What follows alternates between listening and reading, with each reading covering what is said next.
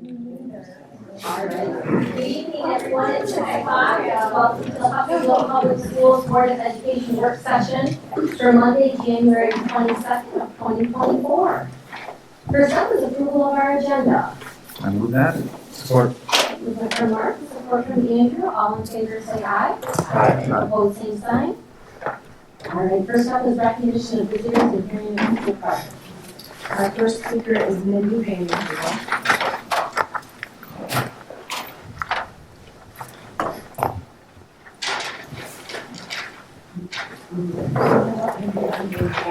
Unintentionally, so I'll stand behind it a little bit. Thank you.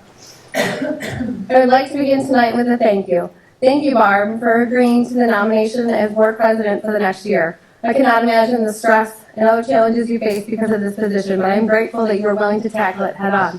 Mark and Greg, thank you for supporting Barb as president. Nick, I am pleasantly surprised to see your support and hope that it continues throughout the year. Dawn, Andrew, and Ken, I hope that you can rally around our community and work with the board this year. Each of you took an oath and pledged to work for and with the community in Hudsonville. The position of being a board member is not the place to push any agenda. It is the place to seek out what this specific Hudsonville community desires. The field house is now open for business. Congratulations, Doug, for getting Hudsonville back on the map. But it seems the cart may have come before the horse. The parking currently available does not suffice to meet the needs of a packed house at the field house. In fact, homeowners along the north side of the school on Allen Street have been approached about selling to the school in order to bulldoze their homes into more parking spaces. Are there other solutions? Is Hudsonville too big for one campus? What are the reasons we haven't already split into two? I continue to come back to the individual classroom libraries for English classes. Transparency, transparency, transparency. The district heads smile and nod. For sure, they're all about being transparent until that actually requires them to take action. There's nothing to hide, they say. So give me a list of the titles and authors of each book in each classroom. Teachers are proud to offer so many different themes and subjects, they say. So send me each of the already made book summary permission pages. Hudsonville Public Schools would never intentionally deceive or mislead parents about the curriculum. Great! I look forward to getting a list of all the books sometime this week. I am available to stop by the school tomorrow, Wednesday, or Friday, in case you need me to do the legwork if that would help take the workload off someone else's shoulders. I'll email you, Doug, and we can find a time that works. Why do I continue to come here? Hudsonville has made a decision to expose our children to inappropriate content, whether it is introducing gender issues and feeling-based learning in elementary school, graphic and sexually explicit content in both the middle school and high school books, or the DEI narrative within the entire district. It is not okay to indoctrinate children. Actual teaching allows each student to form their own opinion, shows them how to quantify and assess situations, provides a base knowledge to the pieces of a puzzle we call society. Teachers are supposed to equip students, not ingrain agendas and ideologies. I am here to shine a light onto the issues within this district. I am here to offer solutions. I am here to protect our children. Aaron Judy.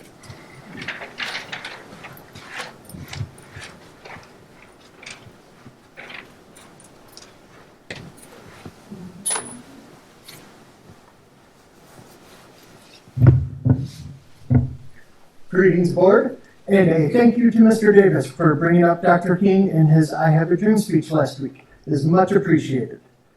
Did you know a few months before that speech, Dr. King was sitting in a jail cell in Birmingham, Alabama, having been arrested in a march he was leading. During that time, some local clergy members and different leaders of the community published a letter admonishing him for his methods and telling him to leave and let them handle the situation, even calling him an outside agitator. Dr. King wrote this in response. I have almost reached the regrettable conclusion that the Negro's great stumbling block in his stride toward freedom is not the white citizens counselor nor the Ku Klux Klaner, but the white moderate who is more devoted to order than to justice, who prefers a negative peace, which is the absence of tension, to a positive peace, which is the presence of justice, who constantly says, I agree with you in the goal you seek, but I cannot agree with your methods of direct action, who paternalistically believes he can set the timetable for another man's freedom, who lives by a mythical concept of time and who constantly advises the Negro to wait for a more convenient season. Shallow understanding from people of goodwill is more frustrating than absolute misunderstanding from people of ill will. Lukewarm acceptance is much more bewildering than outright rejection. That was from letter from a Birmingham jail. Now the dream is good. It's inspirational. It's the goal. It's what we should be striving toward. But a dream is nothing without the people willing to stand up and push back and do the work of pursuing the positive piece. Instead of reflecting only on the goal, I challenge all of us and you to take some time to do self-reflection, personally and as a board. Looking back, have we and this board pursued the positive piece, or have we fallen to those that would pursue a negative piece, rewriting timelines and claiming agreement with the dream while opposing the actions necessary to move forward towards it? A few years after his famous speech, and only a few months before his assassination, Dr. King admitted that at many times over those years that dream had become a nightmare, and that some of his optimism had been superficial because there was still a long way to go. But he still had hope. He said, I still have hope. I have hope for the future. I have faith in the future.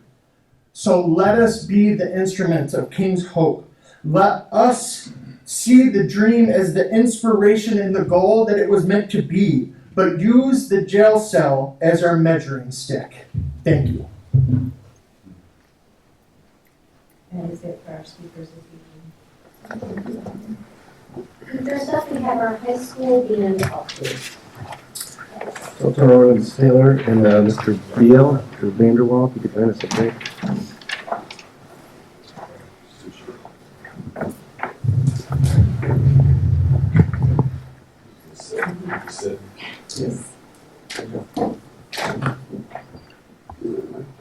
So this is something we shared with the board and board briefs, a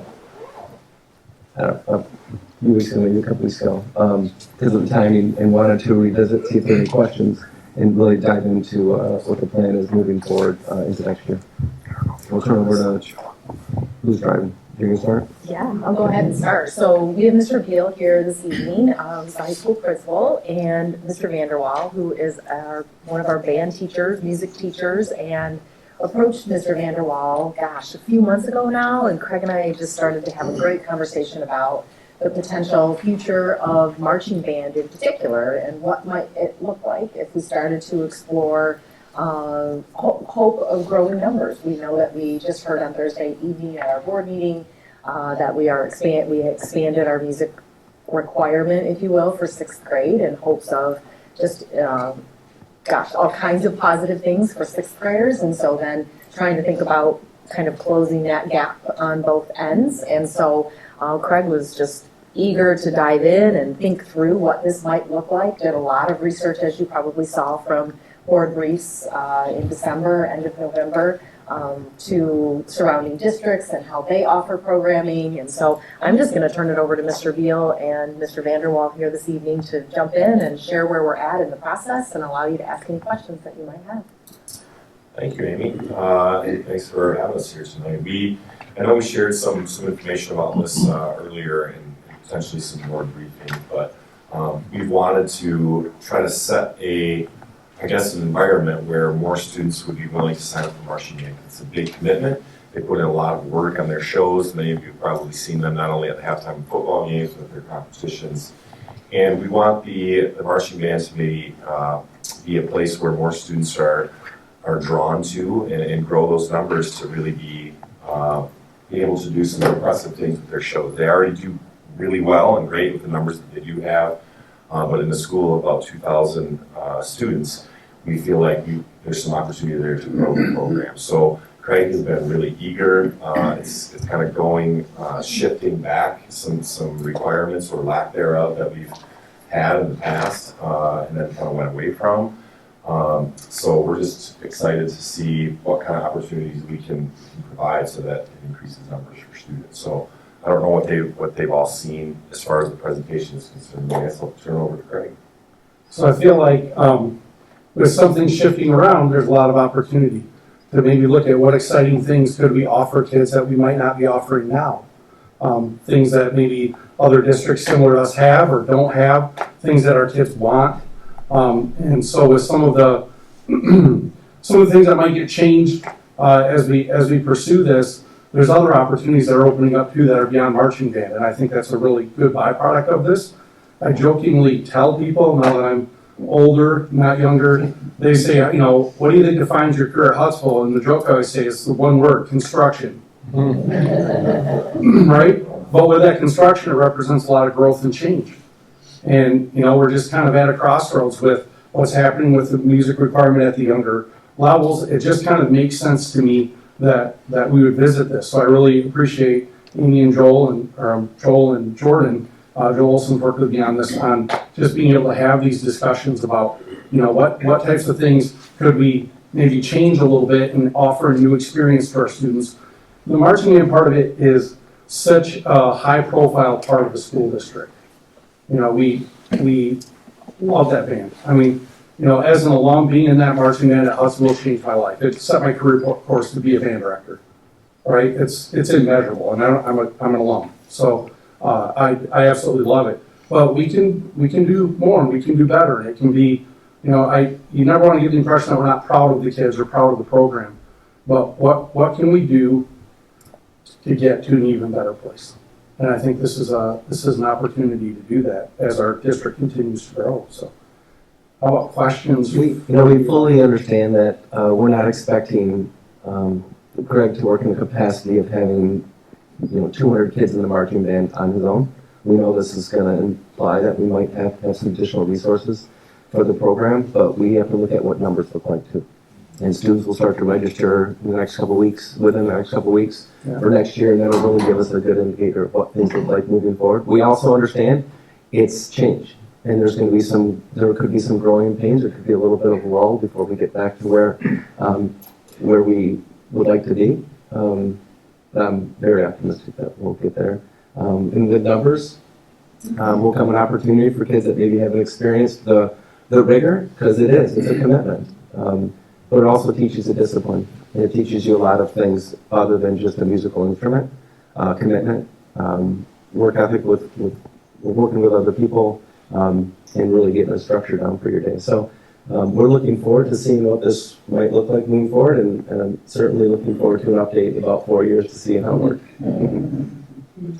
So Craig, what do you think do you think this was one of the biggest barriers to the growth of the marching band, that it was something that students had to choose over something else? I would say an honest answer, it's been since 2003 that we've had a certain way, but I think that it's affected the overall culture of how that part of our school is viewed, and it's so different than the schools that we're similar to, that we compete against in the competitive world.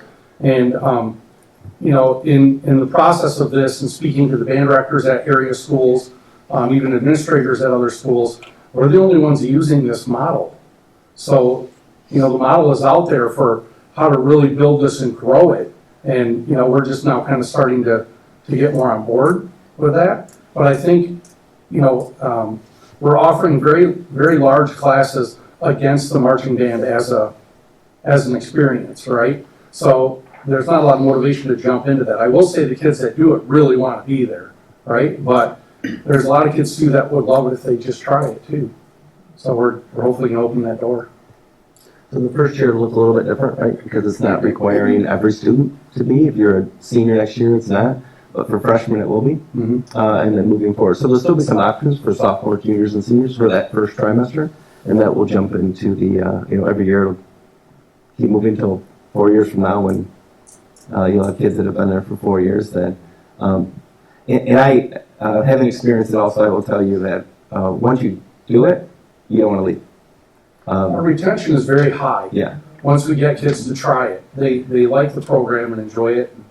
It's very high once they're there, but sometimes we just need to get them there. Right. Right, in addition to the significant time commitment, is there a financial commitment as well? There's both, yes. His finances, have you ever heard of a student that is, the finances has prohibited? So my entire career, going back 24 years now, we've never told a kid no because of finances. We have a strong booster organization, and we budget, we work that budget, and we know when we go into a particular season, you know, these students maybe can't afford it, or these students are gonna pay less. We do have a system where the families that get on the free and reduced lunch get to be in the band for half price, if they fill out that paperwork. We also have an arrangement where families with multiple kids get half off for every additional kid that's in the group. So we're accommodating that, but we would never tell a kid no because of finances. There's always a way to work it out. I've had families that do well financially sponsor students and say, you know, I'd love to sponsor someone who is struggling financially, but we just wouldn't tell them no because of that. I'm looking at the PowerPoint from November. Am I reading it right? So like right now we got 91, or this fall we had 91 in marching band, and then the 3 other bands, there's 63 that are taking those classes that aren't in the marching band. Correct. Does that sound right? Correct. So in theory, like, if all of them signed up, you'd have roughly 150. Yeah. Ish. Okay. Now, what would they be giving up? Like, to... As far as band classes are concerned? Correct. How does that look for the student who's like, okay, I'm all in on marching band now, I'm making this commitment. What is that? What does that commitment look like? Well, okay, so like what does that look like to be a member of the marching band? And again, I apologize, I'm not in band, so. No, that's okay. But like, so right now, you've got almost all but one in concert band is not in marching band. So how does their day going to look different? So those students, like my first hour class, for example, are all students that don't march, but their band hour would switch from first hour to fifth hour. Okay. And they would be part of that marching band class. And I think it's important to know too, I mean, this might be obvious, but we're talking about first trimester of the marching band season, right? Then when that's done, they would go back to their regular concert experiences. Okay. So they wouldn't lose that concert band experience all through high school. We're talking only about We have 2 bands for sure. yep. And then after They the, would have two? They would not have. They would They just just have- switched. Goes away for first. They switched the marching band. Yeah. So they wouldn't really be giving up, like to answer your question, they wouldn't have to give up another elective or take a core class in a different try to fit this in. It'd be instead of. and not surprisingly, but there are even a lot of kids, they're sophomore, junior, that take 2 hours of band in a day because they might want to be in jazz band and be in marching band, or, you know, you have kids that just really like that, so those options will still be available too. But yeah, they would do marching band first try, and then they'd have that concert band experience for the rest of the school year. And that involves pat band and winter drumline and winter color guard and all those other things that we offer that would be available to them. There's an additional commitment outside of the school day. Yeah. You know, the marching on Friday nights, the practices in the evenings, the band camp work, and then, you know, when you get into your competition season, but that's first trimester. I grew up when, my early late 90s when it was a requirement. I just think like, to your earlier point, kind of like helping with school spirit and culture. I look at Friday night basketball games, the Pat Man, you know, it's just different than it was 20, 25 years ago. And if some of the things we're doing in this area can help to infuse more of that, I mean, that's exciting stuff. That's exactly what we've been talking about, so I'm glad you bring that up. We have a big gym to make noise in. Yes, we do. We can only pump so much canned music in there. It's always better live. And Jordan, if I can, some of the opportunities for students are, opportunities to fundraise, opportunities to work. So it's not just this, a gift. There's opportunity. Yeah. You know, your kids have been in that. And So- bringing more families in means Yeah. potentially more booster and support and help. Yeah, but it's not there's usually opportunities for kids and families to earn things. Mhm. That's correct, too. Yep. What's the feedback been so far? Did you guys have a meeting this month already? So we had a meeting scheduled, but it got canceled because of the snow. Yeah. So we have one scheduled for January 31 in the auditorium for any like incoming freshman parents to come and ask questions and meet and talk about it. But the one that we had was last week Saturday, and everything got canceled. The idea of doing this now will help work out some of the kinks by the time our 6th grade group comes through. As you know, music is required for 6th graders. We'll see how many kids sign up starting next week when it comes to 7th. and 8th, and then by the time we get to high school, have a lot better handle on numbers. So was this, just out of curiosity, was this sort of suggested change, was this sparked by some kind of survey data? Was it student input, or was it just, hey, we used to do this, other schools are surrounding us are doing the same thing, maybe we should take a look at it? Is it kind of a combination? This was a pre-COVID conversation. Oh, okay, got it. And And it it was slowed down because Got of COVID. But it was a Got it. conversation I think I had our first year. When we first started. It was like, we have a lot of kids in this high school. Sure. How can we represent on a Friday night at a competition similar to what some of our neighboring districts are doing? Okay. I feel like I have that conversation every time I walk into Kemmons. Sure. Right. Oh, really? Yeah. Everybody's like, hey, are you guys the band director? Yeah, soccer band's so small. But I know. I know, we're getting there. So, It's not wrong. Craig, to kind of pick up on Andrew's point, one of the things that you do so well amongst many things is your connectedness to the students. So my guess is that you're already hearing from current students, past students, upcoming students, a little bit of vibe, and it's all anecdotal, I get it, it's not, but kind of what are you picking up from students that you're talking to about this, or is it just kind of? well, we haven't said much to the students yet about it, largely because we're still trying to sort through what other classes we might offer and what the schedule's gonna look like. I just know that over the years, the kids that are in the marching band are begging for this boost, right? They love their program. We go out and we sit and we watch 250 Rockford kids and 190 Jenison kids. They're just so hungry for it. And their parents are. And even some people that maybe not associated with the band or haven't been in the band, but again, those Kevin's conversations or a Friday night football game, that need is out there in our community too. People ask, people may not realize the inner workings of it, but I mean, people want that. So I know the kids that are really active and part of the marching band are going to be just really excited about this step. I think knowing the students at the high school so well, some of my current, sophomores, juniors that aren't necessarily marching band students, I think they'll have concerns about, well, what does this mean for me? But I think we have a good plan in place for them to still support them and not make major changes to their high school career at this point, because they're on a path for their classes and graduation and AP and things they want to take. So, but even a lot of those students that may not be in marching band, they still want to see that program be successful. They still care about our school and want us to represent. So I mean, I'm not naive enough to think there won't be some resistance or some people that question it. We know that's coming, but overall, I think people will get it and see it's a real positive. Thanks for your willingness to, you and I talked about it, I know where you're but your willingness to adapt to this change, because one of the things, again, that you do so well, the breadth of offerings that we have in our community. I mean, I don't think Jensen has winter drum, right? I don't think Grand Lodge winter drum. So we offer winter drum. That's a big, successful program, as an example. The Eagle Clubs. I mean, continuous improvement is just part of your psyche, and you've done it, and you've shown it again and again and again. And sort of here's the next thing. So thank you for your commitment to the kids, number one, to the program, number two, and for your just willingness to go, okay, it's just the next challenge, and we'll figure out as we go, which is your flexibility, your honesty, your connectedness to the kids. It's so valuable. Well, thank you. I appreciate that. We know there could be challenges with students as they progress through their high school career. The conflict with marching band, if you're in a varsity sport, for example, on Friday night looks different.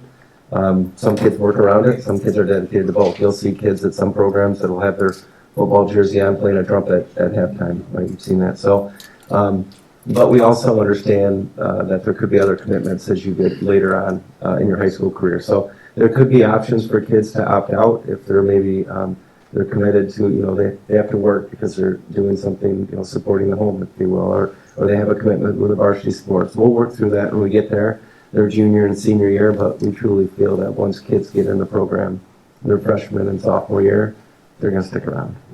Craig does an amazing job, but we also are not going to work him to the bone with 250 kids in the marching band without getting some help in figuring that out.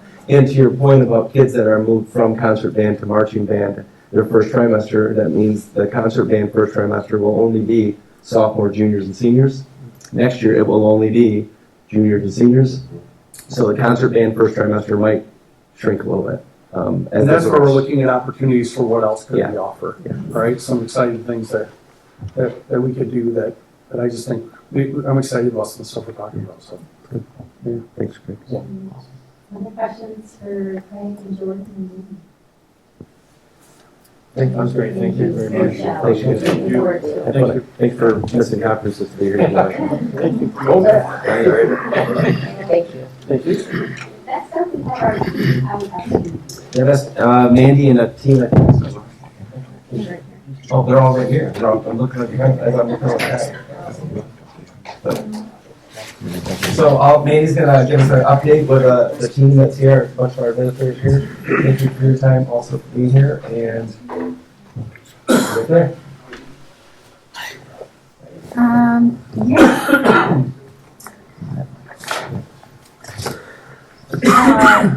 Positive behavior interventions and supports is something that aligns to some of our SOAR 4 goals and will align to our future SOAR 5 goals.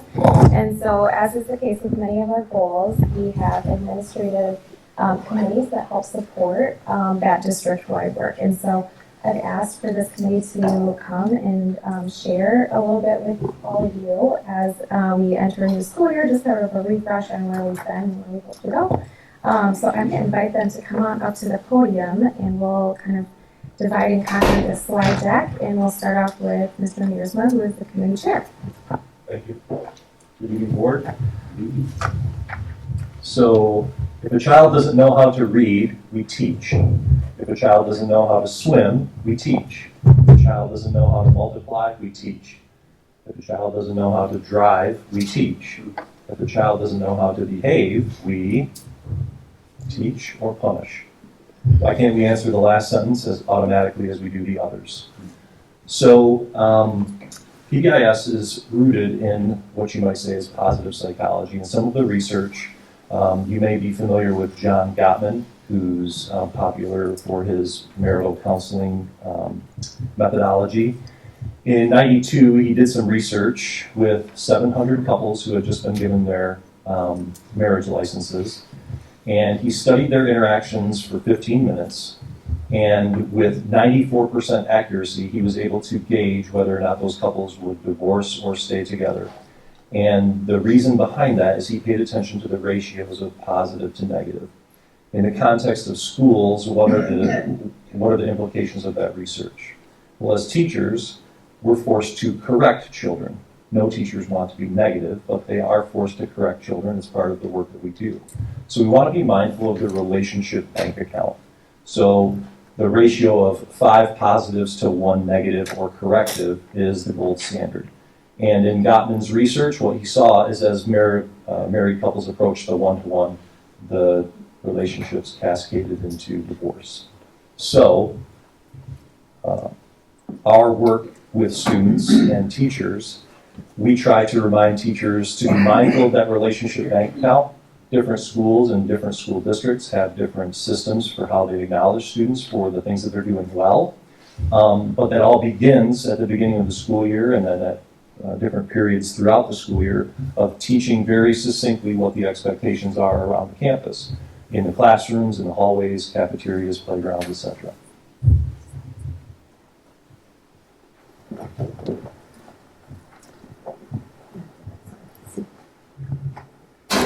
All right, so how did we get here and what have we accomplished? In 2006, the state put out a mandate that basically said a system needs to be in place in every school system in Michigan that supports the efforts for children or students to manage their own behaviors. That is a great idea. And it seems like there's a big gap between 2006 and 2019 when the district launched our PBIS large-scale initiative. And really what we found between that gap is that each individual building was doing different kind of internal rules. They might have similar rules for how the bathroom or how the hallway should look. They might have some character, different rules or character things. But what we found was the consistency when that student left that building and went to middle school, when that student went from middle school to the high school, that they then had to kind of learn a new culture and learn a new set of rules. Even though it was the same, we walk in the hallway, that was a challenge. So the district launched PBIS in 2019 with the idea that we were going to go with a building level. So we were going to focus on what a bathroom should look like. What should the hallway look like? What should it look like to ride a bus? The concept there is really that tier one. So it's the idea that having common language for a student to go from my early childhood building to elementary school to middle school to high school, they then have the same language. Absolutely, a high schooler is not going to say walking feet that we say in early childhood, but they do understand that as they age, their language increases and they learn new skills. So PBIS really accomplished the fulfillment of the state mandate, but also created some continuance with all the opportunities that our children move from one building to another building, and if they buy a house on the other side of town.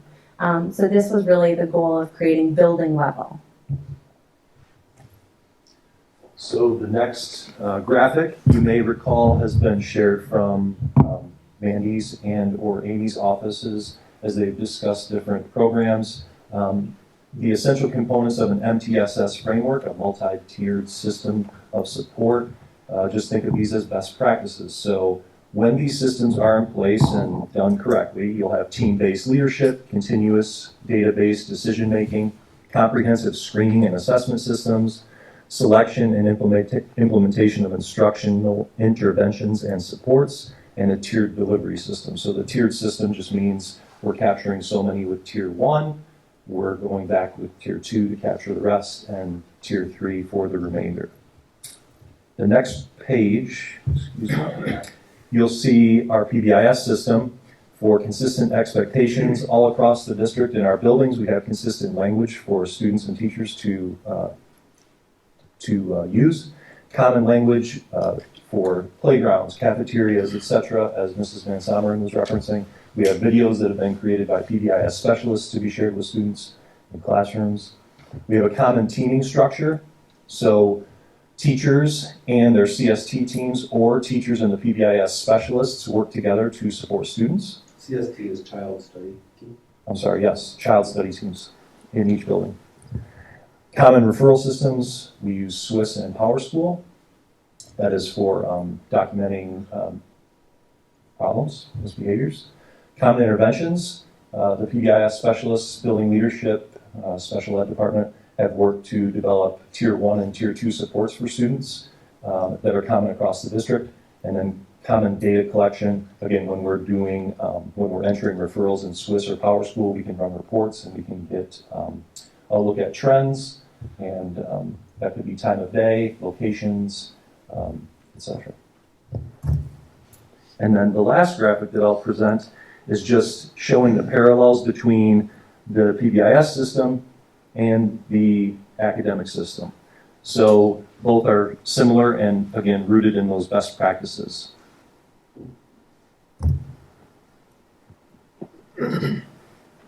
This is a diagram. Oh, I'll move toward the mic. This is a diagram that you've seen in different settings, similar to what Josh had shared. In academics and in our PBIS, we use this as kind of a description of a classroom. So when we look at that bottom tier, we're looking at about 80% of a classroom or 80% of a building or 80% of a school district. They're going to have students that are, those students are going to be students that have common rules. They're going to be intrinsically motivated to follow those rules. They're going to be the ones that are the line leaders, and they're going to do it without being asked. They're going to be the students that are just really a part of all of those kind of natural things. They're not going to need a lot of support from the teacher other than an organized, managed classroom.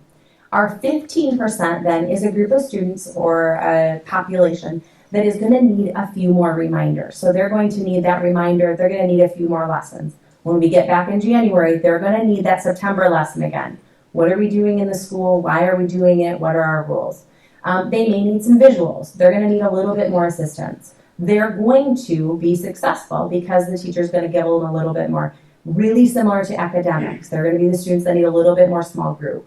Our 5%, and sometimes that's 3 to 5%, depending on what kind of a group you're looking at. But that group is going to need more support. They're going to need an individual plan. They're going to need maybe a specific plan for them. They're not going to get through the day without a really individualized day that gives them a 2-minute reminder, that gives them a consequence that makes sense to them, that matches their Minecraft goals, right? They're going to need something really, really specific because that's the way that they're going to improve.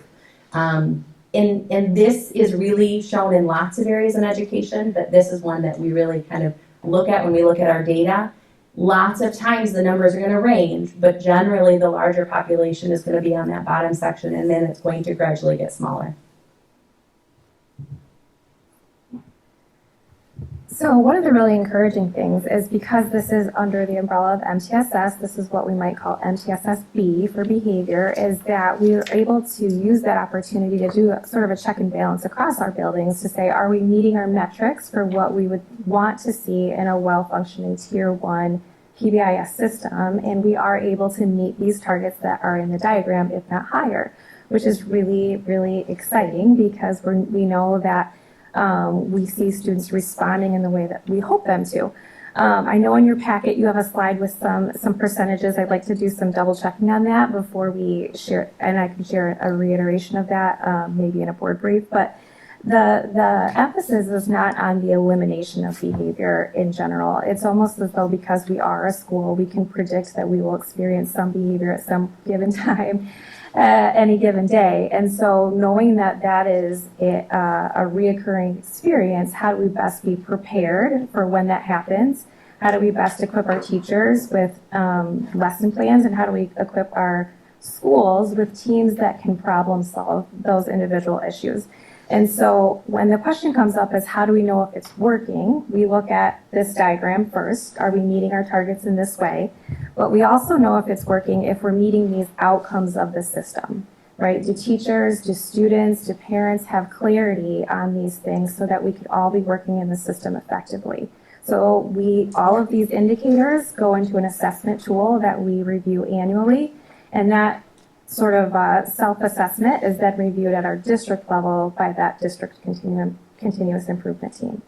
So I know that maybe one of the questions that you've heard is how do we know if PBIS is working, why do we still have concerns around discipline? And we would say to that is the eradication of behavior is not necessarily the goal here. Our goal is to be preventative, it's to be positive, to create a positive culture around behavior, and to give kids every opportunity to learn new skills.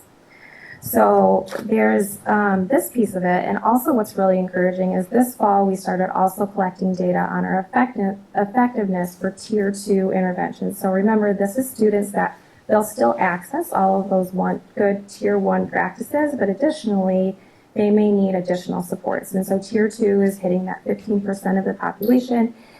We did a great review of what's out there in terms of effectiveness, and in implementing those, 87% of students that are falling in that Tier 2 range have shown responsiveness to those interventions, which is very cool for our first run this semester. So hopefully that gives you a little more information on that question, how do we know it's working?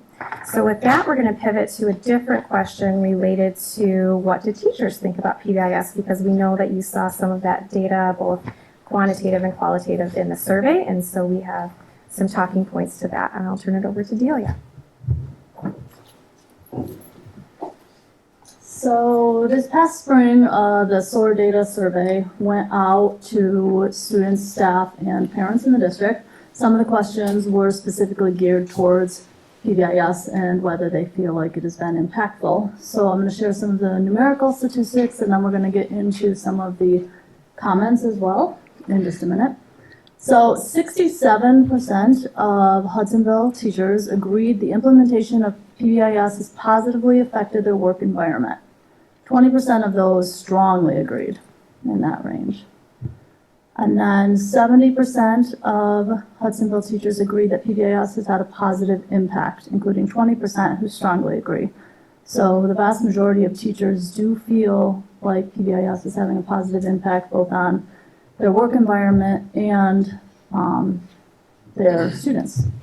Some of the other, like I mentioned, we're gonna get into some of the comments, but just some other numbers. We have about 1,200 staff and almost 350 completed the survey. So the survey professionals said that we can count that data with 95% confidence. So we can bank on some of this data.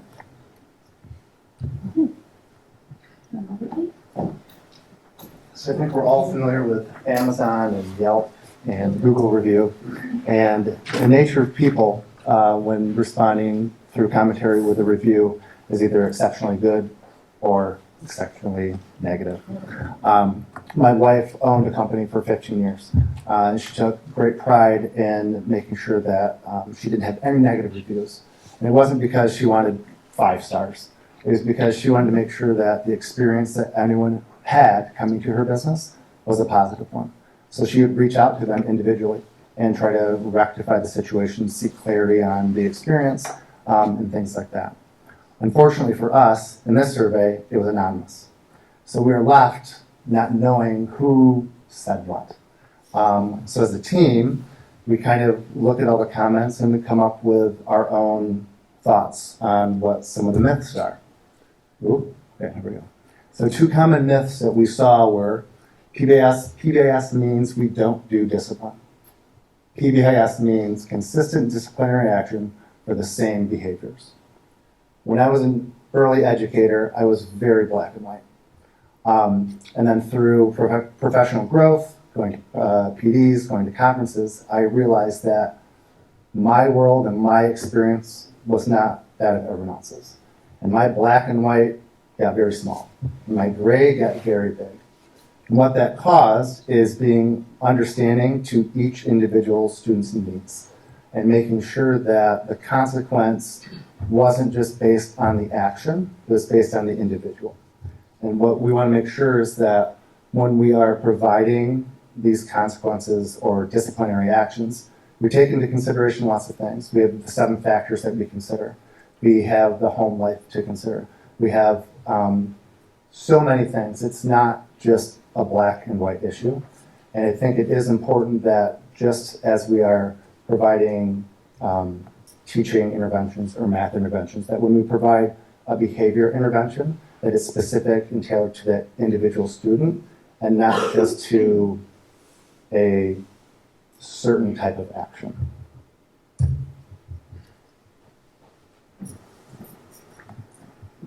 All right, so with the implementation of PBIS, we've done a lot of training since 2019. Many of us were here during COVID, and that was a time where we did a lot of training even over Zoom meetings. So with our whole staff as a district, we had different consultants come in and they did some training, so that was definitely a unique experience.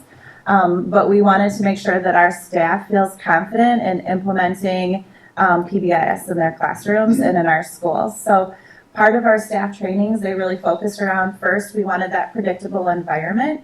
And so we were really working on having that consistent language and what it meant to have a classroom in a school where kids are coming in and that they are feeling safe, so they can have a trusting relationship with the teachers and the staff members. So it wasn't just our teachers that were going to these trainings, we also had our support staff going, our bus drivers have gone through training. So we've trained everybody in our district to be able to support PBIS and our students.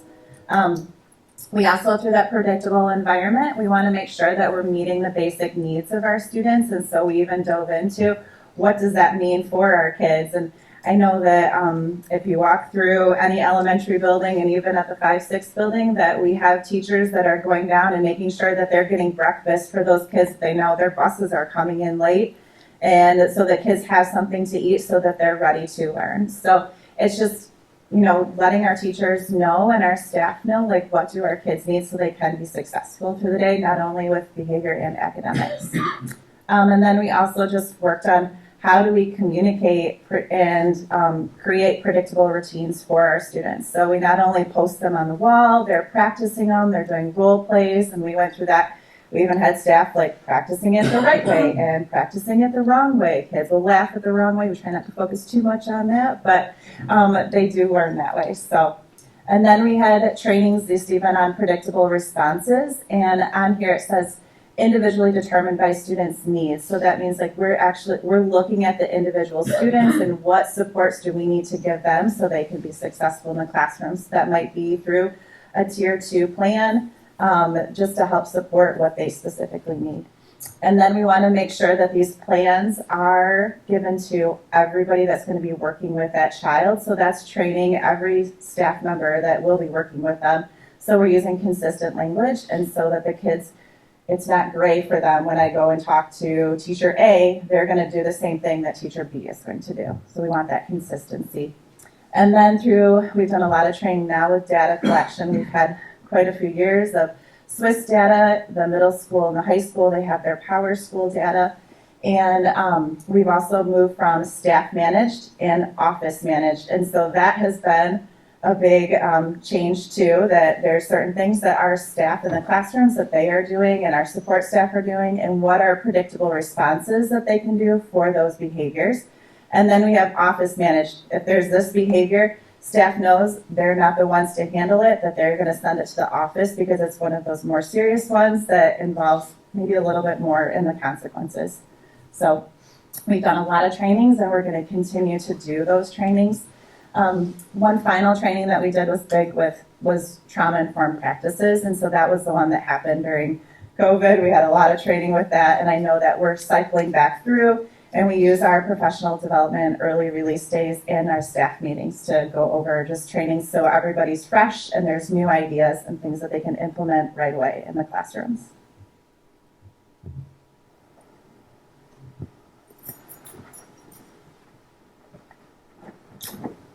One of the things we talked about to try and decide, like Pete had mentioned, we don't know who the individuals are that had some of the negative comments that were in the SOAR data. And so we're not able to address those people directly or try and help talk or connect with them to find out what it is that drove that comment. We came up with those couple myths that Pete has shown on those slides. But one of the things that we also talked about too is, as administrators, when we have to consider the 7 factors when we look at discipline for a student, is we often know or in the know of the very specifics of the student's information, their background, their history. And because of FERPA, the Families Educational Rights and Privacy Act, we're not able to share that information. So in talking to one parent about the consequence of an act that happened between 2 students, I cannot share the disciplinary outcome for the student that is not theirs. So it oftentimes then is the same for our teachers, or we're not able to share. So if student A is in one classroom and student B is in another classroom, and they only see the outcome of what happened between student A and B, I can't tell the teacher of student A what happened to student B, because that is not the teacher of student B.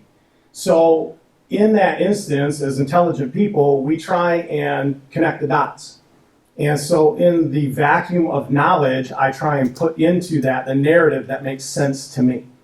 And oftentimes that is a known frustration. Oftentimes our conversations with parents are like, if I could tell you everything, you would understand, but I am not able to, because that involves the discipline of another child. I hope you appreciate that. And the same is unfortunately true with our teachers. There is a gap of information. And a lot of times it would make a lot of sense if we were able to share all that, but because of FERPA, we're not able to, and that's the law. So those are the things that we looked at there. Some of the next steps of what this team is going to do is we're going to take this SOAR data, those comments, and take them back to our building level teams. Each building has a team of folks. So at the middle school, we have a PBIS team with a PBIS coordinator, and I'm super thankful for that. But taking that information back to our teams, and then each building is going to problem solve through that and try and find out, okay, because each building might be in a slightly different place. You can see we launched PBIS in 2019, and then this wonderful thing called COVID happened, and we all had to pivot and shift our focus and energy into other things, like how are we going to teach from home? And so it created this bit of a gap. We had push and energy, and then this kind of stalled out. So other things that we talked about that might be difficult for where our teachers are, or it might have produced some of these misconceptions or negative comments or negative feelings towards PBIS is perhaps maybe they weren't here for the launch. We've had staff turnover since 2019. Where is everybody at in the process, and what is their background and knowledge and understanding? So making sure we're trying to fill those buckets for people to backfill what it is they know or don't know. And then we're doing that at the building level because they're more in touch, or we're more in touch at each building on what is happening at the building level and with our teachers and our staff in those buildings and our kids. So those are the things where we're going to take those back. We have a TFI is called, it's provided in PBIS, is something that we do routinely. It's called a tiered fidelity inventory. We do that amongst our team within our building to double check where we're at within implementation. We use that data then to set goals and then to connect with our staff within our buildings on how we're going to reach and meet those goals. One last thing is, looking at all those things is where do we need to go and what do we need to do going forward to make sure that we're reaching out to the folks that we can, the best that we can, to help improve their level of understanding of where we're at, what we're doing now, and where we want to go with PBIS.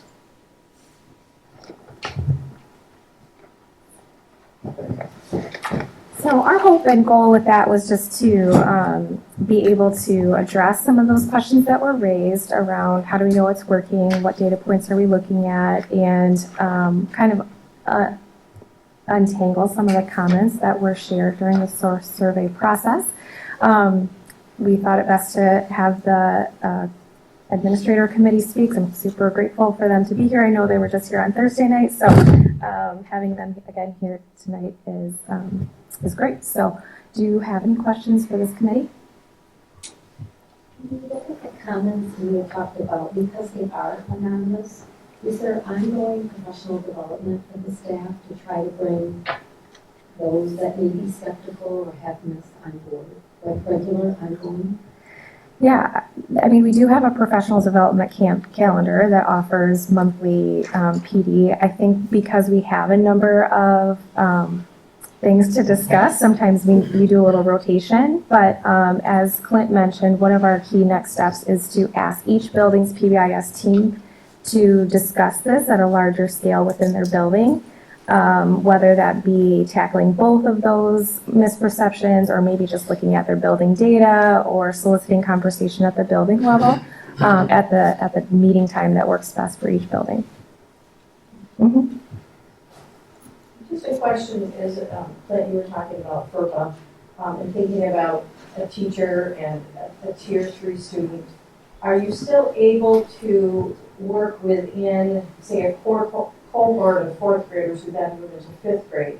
Are you able to share enough data with those who are assigning students to teachers that you don't end up with a teacher who maybe has some traditional tier 3 students with all the tier 3 students? Yes. I mean, again, not picking students that they can't change, but yeah. Can you just briefly Sure. talk about that? I think one piece of this is each of them will speak to a lot of thought goes into class placement. And so they are looking at all of the data points for each student to look at distributed class lists.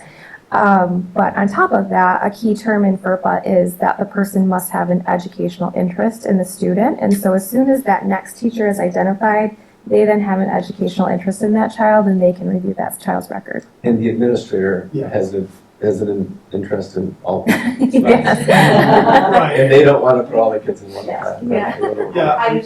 As we look at those lists, we're often leaning on also our school guidance counselors, and they also have an interest in all of our kids. And so they are on board helping us build those class lists to make sure that we don't line folks up for this family.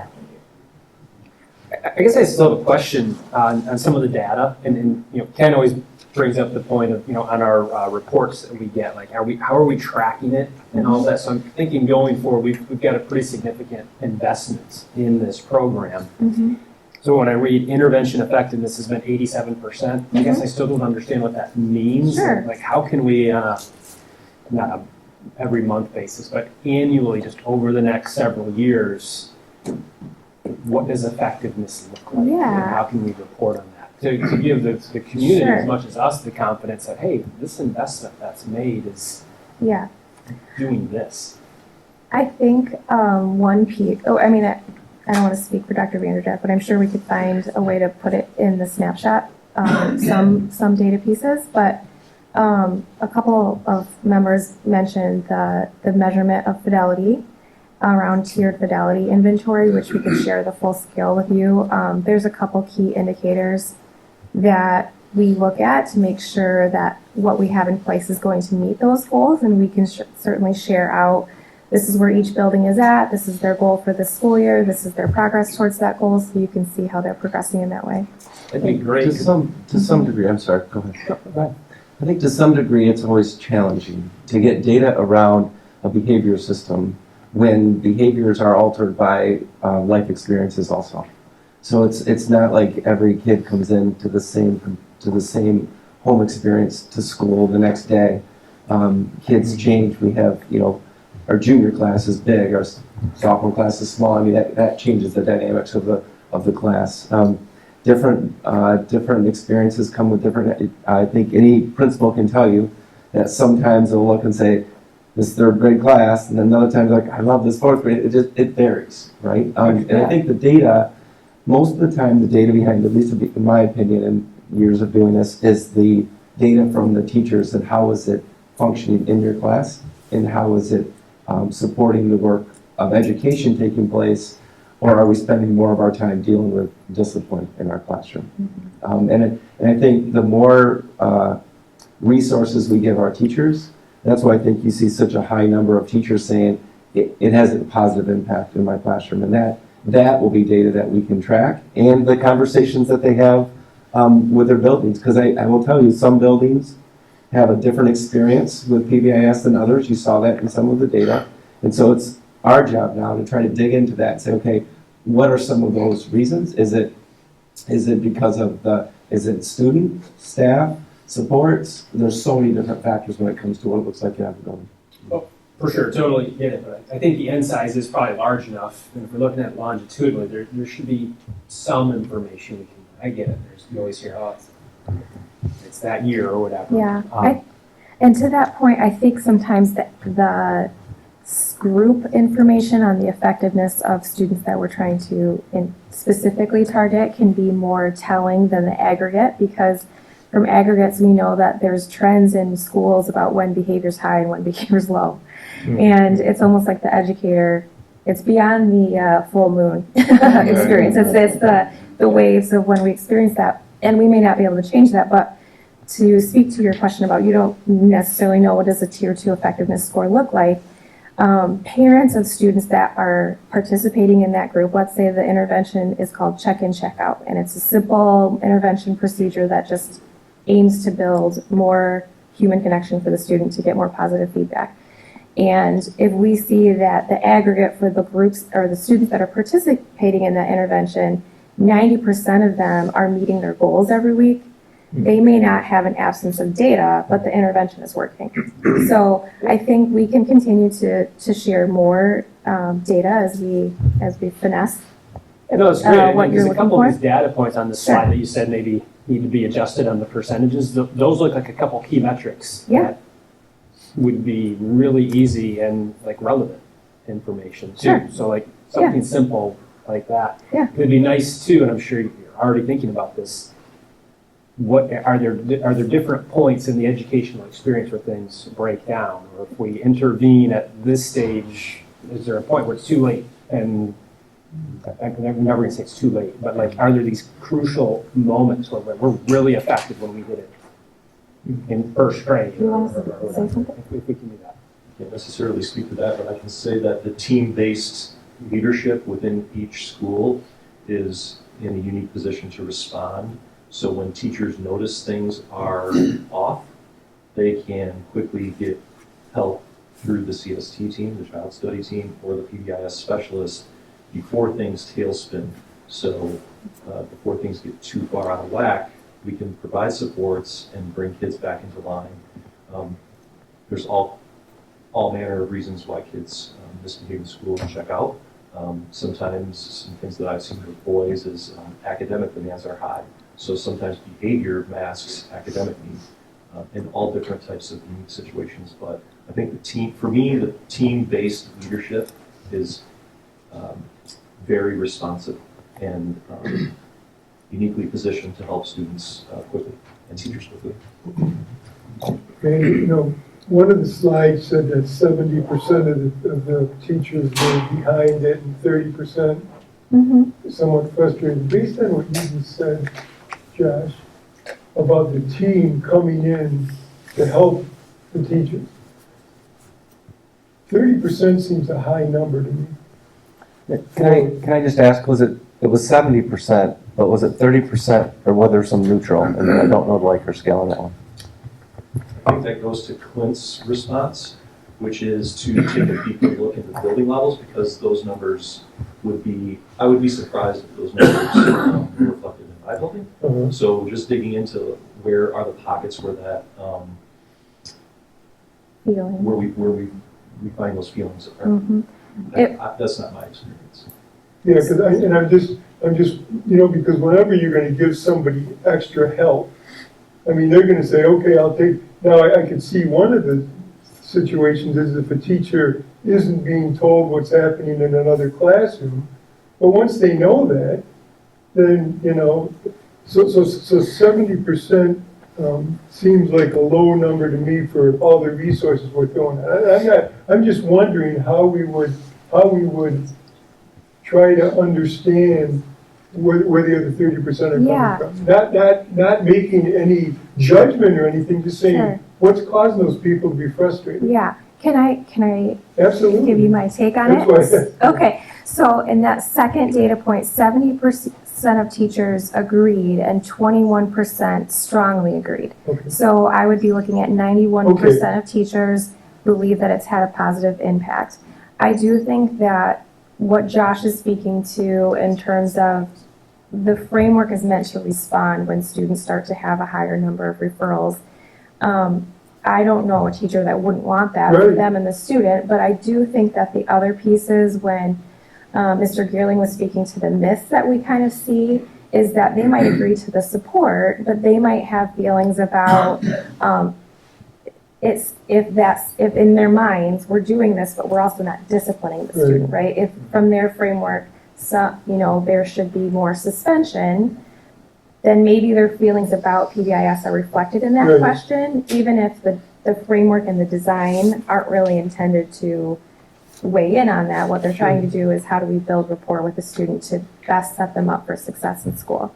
So maybe that slide is giving, pointing in the wrong direction. If what you're saying is 70 and 21, then maybe it should say 91 instead of 70, because I'm gonna interrupt. It is, the slide was correct. It's 70. That's right. Of the 70, 21 said strong. I'm looking at the slide right now. So, but to your point, those are the conversations that can take place in the building to say why. Yeah.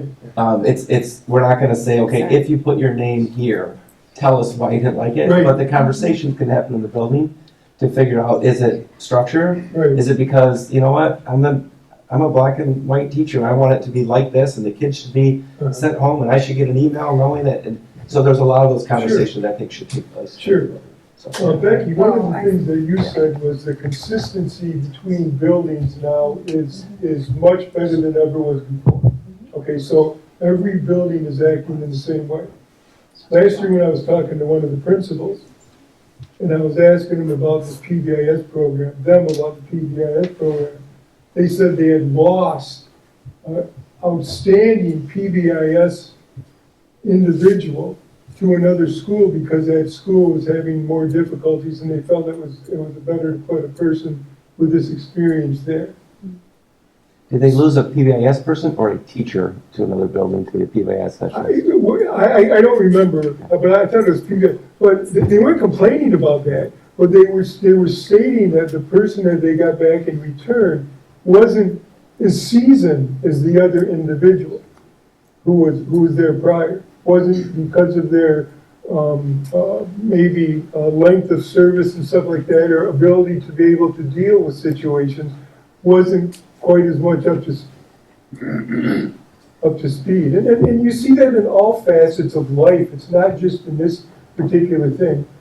What I know is that with the consistency that we have, that we expect around all buildings, is there any room for a PBIS specialist who is maybe much more seasoned and has the ability to look at things a little differently? Is that person allowed to, have some freedom of how they're going to be looking at things, or is that consistency between how we do things in every building? Is that So let me give you some context. Yes. When I say we first got here, was that there's a lot of people in this room. In fact, I think Melanie and Becky and Pat were the only ones that were here, right? There were eight elementary schools and potentially 9 different ways of doing support systems. ECC had their own. South Elementary had a robust system, and they were all over the board. And the best way for us to provide truly professional development is to have a lot of consistency in the district.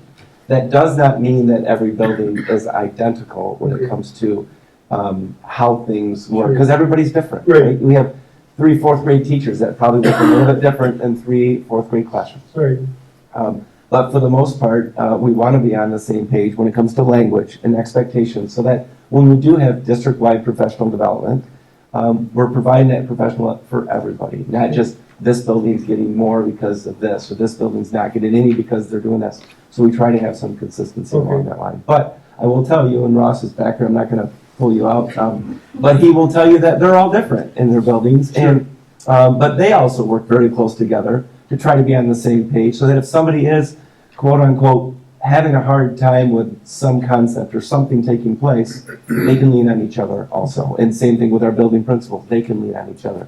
The biggest difference would be probably Jamestown upper and lower, because they don't have a consistent K4 or K5 structure. Sure. The kids are only there with their littles. I mean, the leaders of your building are 2nd graders, right? That's a big ask for a 2nd grader. So, but that is why the consistency was built in.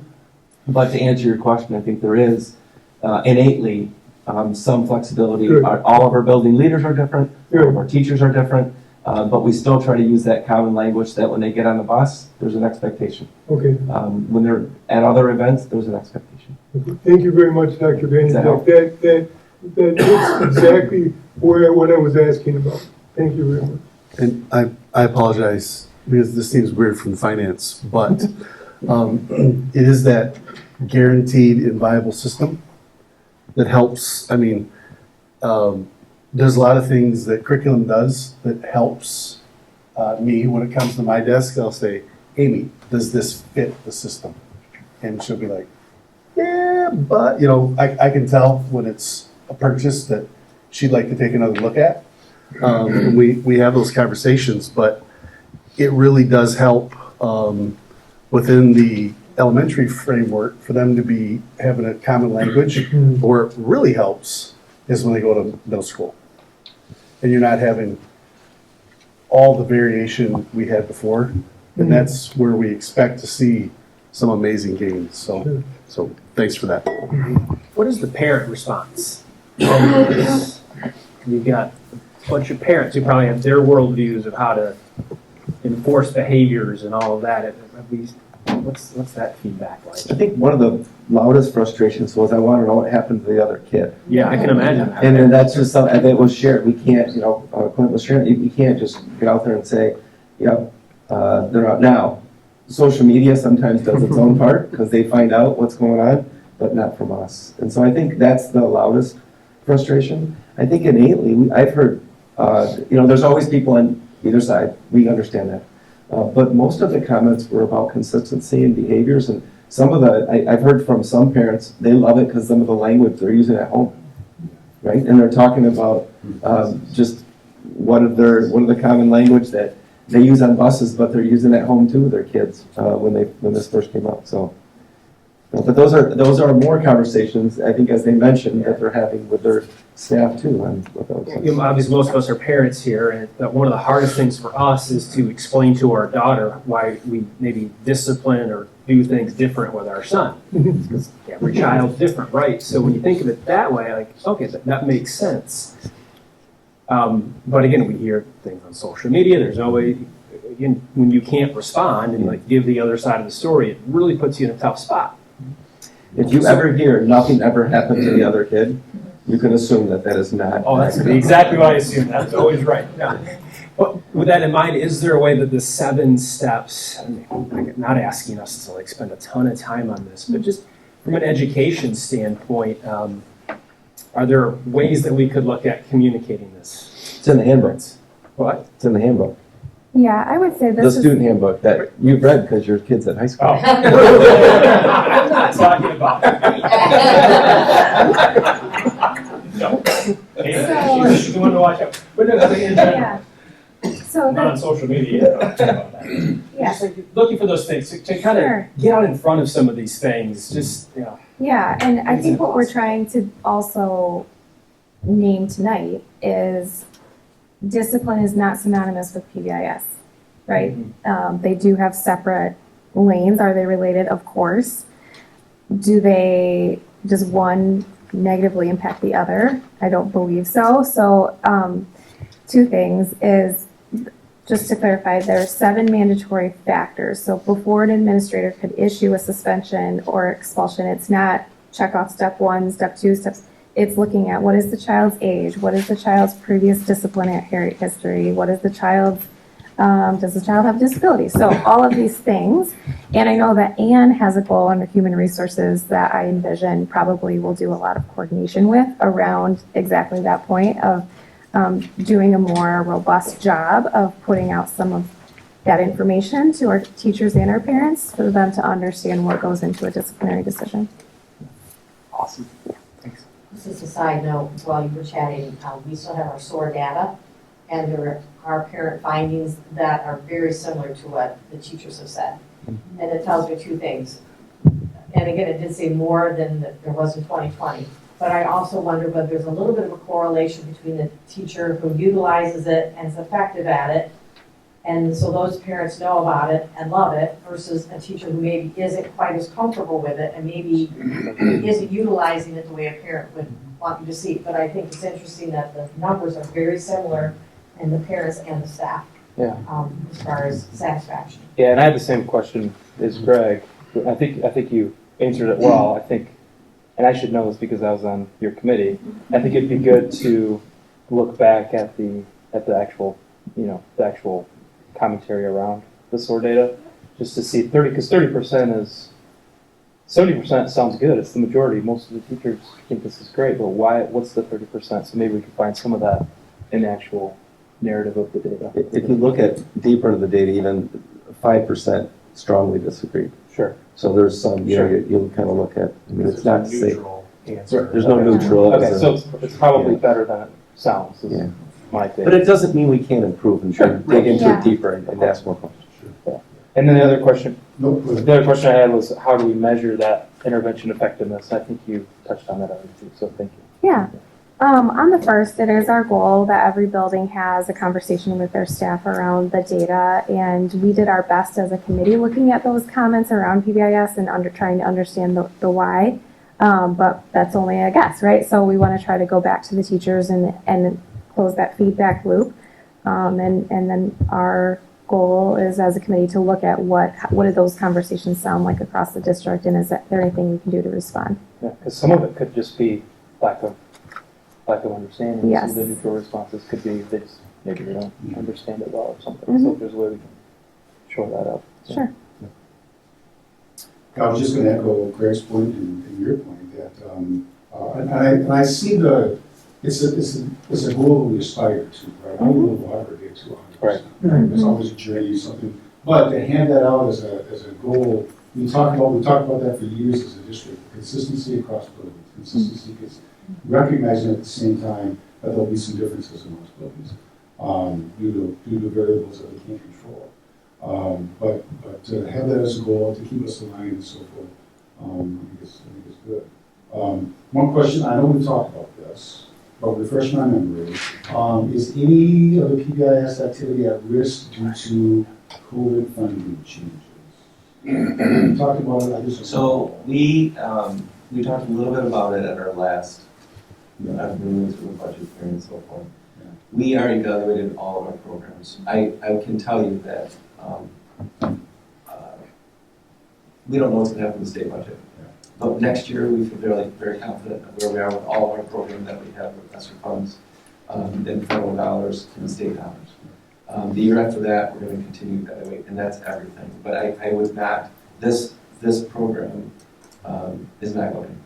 It's been too productive in our classrooms and our staff, and we've had to fine tune it like anything else. And not to say anything else is going away, but we have to evaluate everything. And that, if you recall, I know several of you were here, but this started with 2 people. Ross was sitting in the back and Heather Stauffer, and they were doing the whole district and split, and they were hitting out of the park, but the park was too big. So now we have an opportunity to have that every building. I think if you ask our building principals, they would go kicking and screaming before we would launch our special Thursday. So that's a roundabout way of saying I don't think so, but we have to do this. Thank you, everyone. Are there any other questions? Important work. Thank you. Thank you all very much. Excellent update and very important work. All right, moving on, we have our Sex Education Advisory Board update. I've asked Amy to give a quick update regarding this. Thank you, everybody, for coming. That's good. Thank you. Regarding the Sex Ed Advisory Board, review kind of where we are, and maybe an exciting update that I want to share also regarding Absolutely. So if you can pass those around, Pat. I'd like to give an update on a couple of things. One would be a vision for putting a lot of information around our reproductive health programming on a website. That conversation started at the Sex Ed Advisory Board table in September, based on some kind of work that I was doing with the co-chair of the Sex Ed Advisory Board, Chris Marsh, who was unable to be here this evening to help me with this report. So he wanted me to apologize for his absence, but he was unable to attend. So what you'll see in front of you is a draft list, if you will, of all of the items that we would like to place on the website. Really develop our own page under curriculum and instruction that is going to speak to really all of our reproductive health programs. So there's some general Sex Ed Advisory Board, so including the list of volunteers who serve on our Sex Ed Advisory Board, really that process for how that membership was developed, which have shared with you in the past, so putting that out there. A summary of all the legal obligations and best practices, as well as the bylaws of the Sex Ed Advisory Board, which this board has also approved in the past. And then moving into really kind of the ongoing work of the Sex Ed Advisory Board each year, so including minutes, documents, and agendas, and what that yearly calendar looks like so that people are fully aware of when the meetings are if they want to join. We do post them on the website prior to, which is part of our bylaws. We're working on developing an FAQ, and Stephanie Fast has been working to solidify what some other surrounding district websites look like in order to gain that's a good idea. We hadn't thought around that.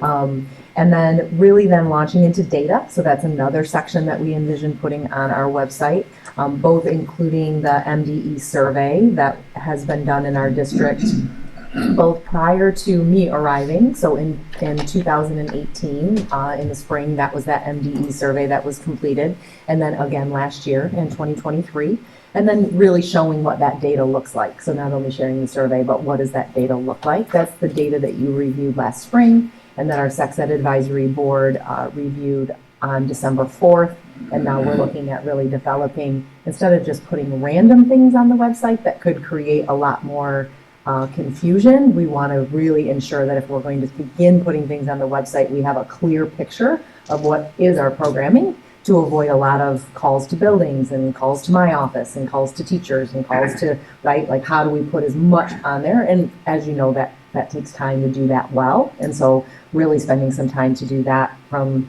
this perspective and wanting to update you here this evening. So the other piece of data that actually came up at our Sex Ed Advisory Board meeting in September is really around our both two parts to the Ottawa County Youth Assessment Survey. So we have been giving the youth assessment survey since 2015 here in Hudsonville, along with the opt-in for the reproductive health questions. So that survey is done every 2 years. So it was done in 15 and 17 and 19 and 21 and then again this fall. And so there's two parts to that. One is we can put Ottawa County data on our website.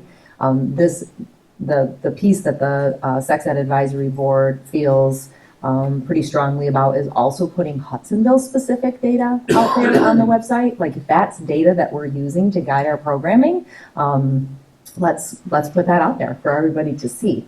And so that is something that we may kind of ask you to weigh in on as well, because that can sometimes make districts, I think, maybe feel a little vulnerable when you think about some of the risk behaviors that are shared. I think overall, our Sex Ed Advisory Board really feels, again, two parts. One, because we see the trend data from 2015 to now, and the consistent connection between overall overall Ottawa County responses on the youth assessment survey and Hudsonville students in particular being very parallel statistically speaking, that's important data that we're paying attention to drive programming. And so it just makes sense to put that out there. Then moving into the teaching and learning portion, if you flip to the back side, some of those pieces will include both the program goals and objectives for elementary, middle school, high school, and then kind of an overview of all of the opt-out procedures. So again, trying to put everything in one spot so that when people start to have questions, they can find what they need in a very comprehensive way. I like it. So when is the goal to have this? Well, we're hoping in February. I think that there's a team of us that have been working on it internally. As you can see, there's lots of information there. I'd be curious to know if you see anything that you're curious about, like what about this or what about that? We did discuss it again at the December 4th Sex Ed Advisory Board meeting for a similar conversation, right? Like what are we missing?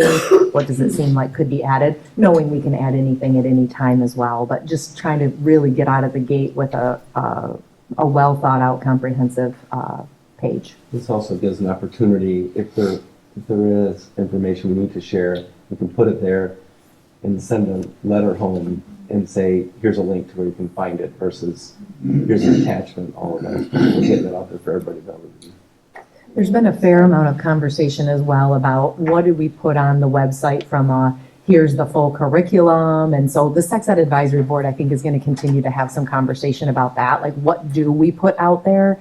I think that some general sense from teachers and administrators is they really feel, so for example, at the middle school, prior to in our 7th grade health class, actually at the beginning of the 7th grade health class, the teacher shares a syllabus that kind of details some of the content within that, within the course, and then the opt-out for that particular portion, which is the reproductive health portion. And staff and administrators feel, they also have, sorry, I'm getting sidetracked in my mind. They also have an opportunity for parents to come in. It's a parent night to come in and ask questions and see the materials, etc. And they still feel there's tremendous value in a conversation. And so I think that that's something that we'll just have to continue to weigh. We don't have a lot of students opting out. I just looked at first semester data at the middle school and high school. Let me be very clear because I know how we all appreciate data, and I have that written down. The first trimester opt-out for this year, we had 1 out of 185 students at the middle school level, so 99.5% of our students participated.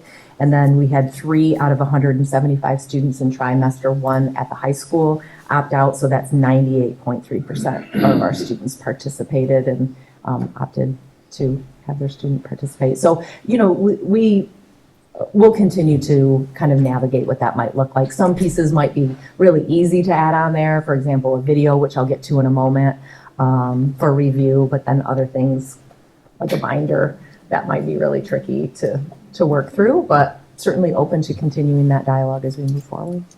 How quickly do we get the data? So you said they did do the survey again in the fall.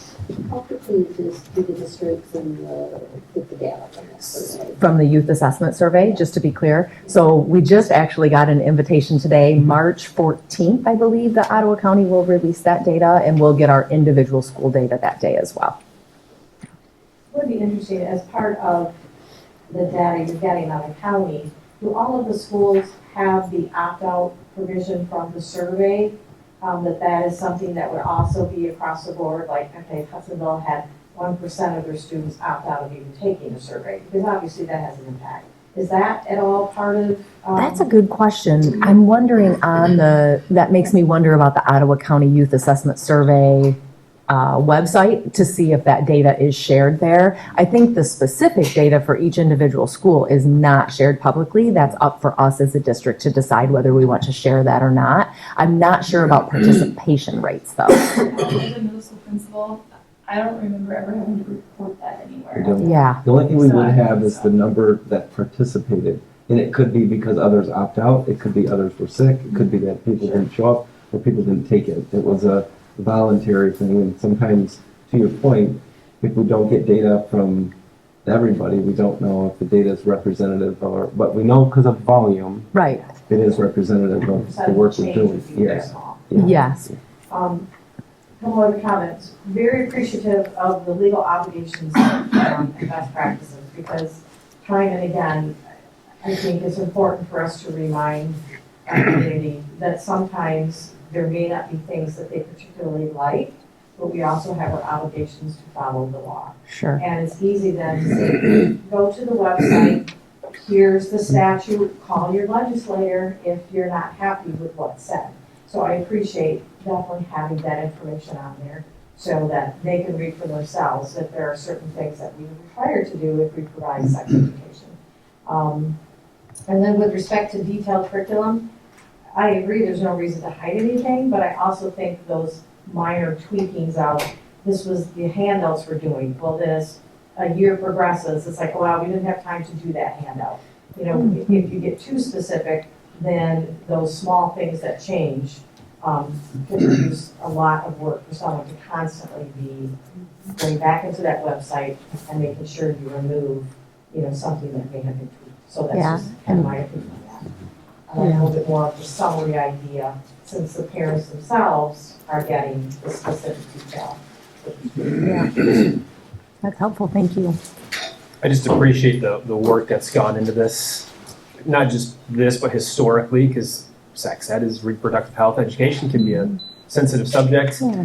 And to hear the rigor that you're putting into it, realizing only like 4 students have opted out. So obviously it tells us that 99% of the parents are fine with it. The concern that you have for that roughly 1% is appreciated. So give them that transparency, give them the opportunity to opt out. So yeah, and I think that just, I guess, aligns with some of the other values that we've had in other ways, right? We want to partner with families. We want to show up and give them the information that they need to make the best decision for their own individual child. And that is part of the legal statute as well, is allowing parents to opt out. So here's the information, and you have every right to opt out.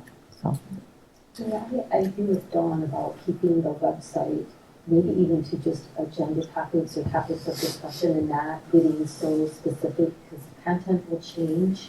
Yeah. And just providing individuals with the opportunity to come and read the material. Sure, okay, that's helpful. It's a lot to update if you're changing curriculum, that's a lot of work. I think the one piece that I do want to be clear on is that the reproductive health curriculum, we've been very tight on saying this is the board approved curriculum, because we do want to be clear that middle school students in 7th grade at Riley are going to be getting the same exact content as the 7th graders at Baldwin. And so this is a curricular area that is a bit different, in my opinion, than math or reading or science, right? Because those handouts change, and now I'm going to use this new article because this new article is more pertinent and more engaging for the students, or it has updated data. I think the piece that we've tried to stay very tight on is that if you're teaching it in 7th grade, this is the board approved curriculum and you will teach it in its entirety. So I appreciate the thinking around maybe a reason to consider not putting it there. I do wonder about the timing piece, right? Because teachers, goodness, look how many snow days we've had and teachers are adjusting. So I can see that thinking as well. Like if for some reason there's something posted on the website and because I had to cut the portion of my 7th grade reproductive health instruction a little short, maybe an activity was taken out. So I'm just grappling with all of that, but I do want to be clear that we've tried to be very tight with that content because of the sensitive nature of it. We want to be clear with parents. So I'll continue to think through some of that and certainly with our sex ed advisory board. Sorry if we've covered this already, but how is the opt-out process communicated to parents? Yeah, so let me find some details here for you. So from an elementary perspective, they have puberty that's taught in 4th and 5th grade and HIV that's taught in 5th grade. And that information is sent home. That's typically done in the spring. We are looking at changing that deadline or that timeline a little bit for our 4th graders because of puberty and when it's starting to hit. So we're thinking of doing that before winter break instead of more that spring break time period. Okay. So at the elementary, it's an opt-out process. So that information goes home directly from the teachers who are teaching that. And it gives them the details of when we'll be doing it. And then they have the opportunity to opt their child out. The building principals also usually put it in their newsletter like, hey, don't forget, this is the rough timeline and we're going to be doing that. From a middle school perspective, that's an opt-in where they are sent home an entire 7th grade health syllabus, of which then a portion of that kind of details out some of the content within the 7th grade reproductive health. And then that opt-in form is there. If they don't get them back, our teachers are very good about making sure that opt-in form is there. So the data you shared was like 99.5%, so 95.5 actually had to opt in. Correct. Okay, wow. Yeah, and teachers do a great job of they have to get something even in an email and writing to say that your child can participate in order to have them participate in the lesson. Okay, that's really You'll get it soon enough. Yeah. 7th grade will be here before you know it. I'll send you the videos. Then you can prep at home. Myself. Yeah, exactly. Do what I did. Give them to my wife. Yeah. Probably answers my questions. I think so, and we did have an opportunity I to follow up responded to your email as well. This afternoon. We had a lot going on today. I've been having trouble with my emails. I don't get them all. Yeah, you sent it at like 4 o'clock today. Yeah. It says Kansas. I haven't been on my computer since then, so I'll check that later. Okay. Thanks, guys. Appreciate it. Yeah. Thank you very much. Absolutely. The other update under the umbrella of Sex Ed Advisory Board is that we do have a request that follows. So I have those 2 timelines really for course approvals, which we just went through on Thursday evening. And then I also have timelines for when I will be coming for recommendations for adoption of curriculum or textbooks. And so that timeline looks like February 26th, our next work session is when I'll be bringing information to you around math. I've talked to you a little bit about elementary math. There is a high school textbook update as well. And the Sex Ed Advisory Board is requesting an updated video for our 5th grade puberty. Same standards, same content, but just moving out of the 80s and moving into the 2000s. It's not a VHS tape, the new version. Yeah. So,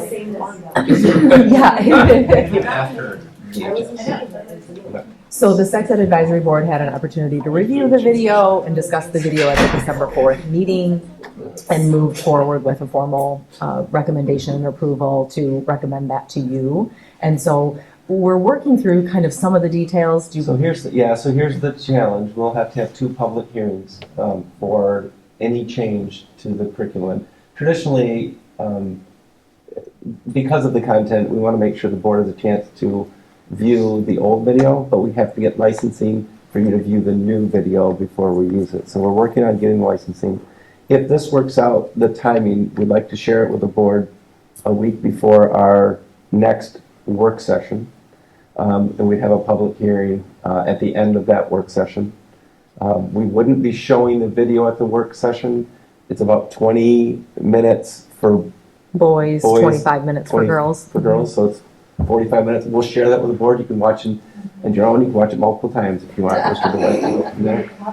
Share it with your kids. But then, and then at our next board meeting in March, we would then have the public hearing prior to the meeting, and then ask for board approval at that point. Again, I'm overgeneralizing. That's going from a VHS to an online, but it is updating the video. If you might remember, it's the same video that I had in 5th grade. Well, why? No, it literally is. I It is. It is.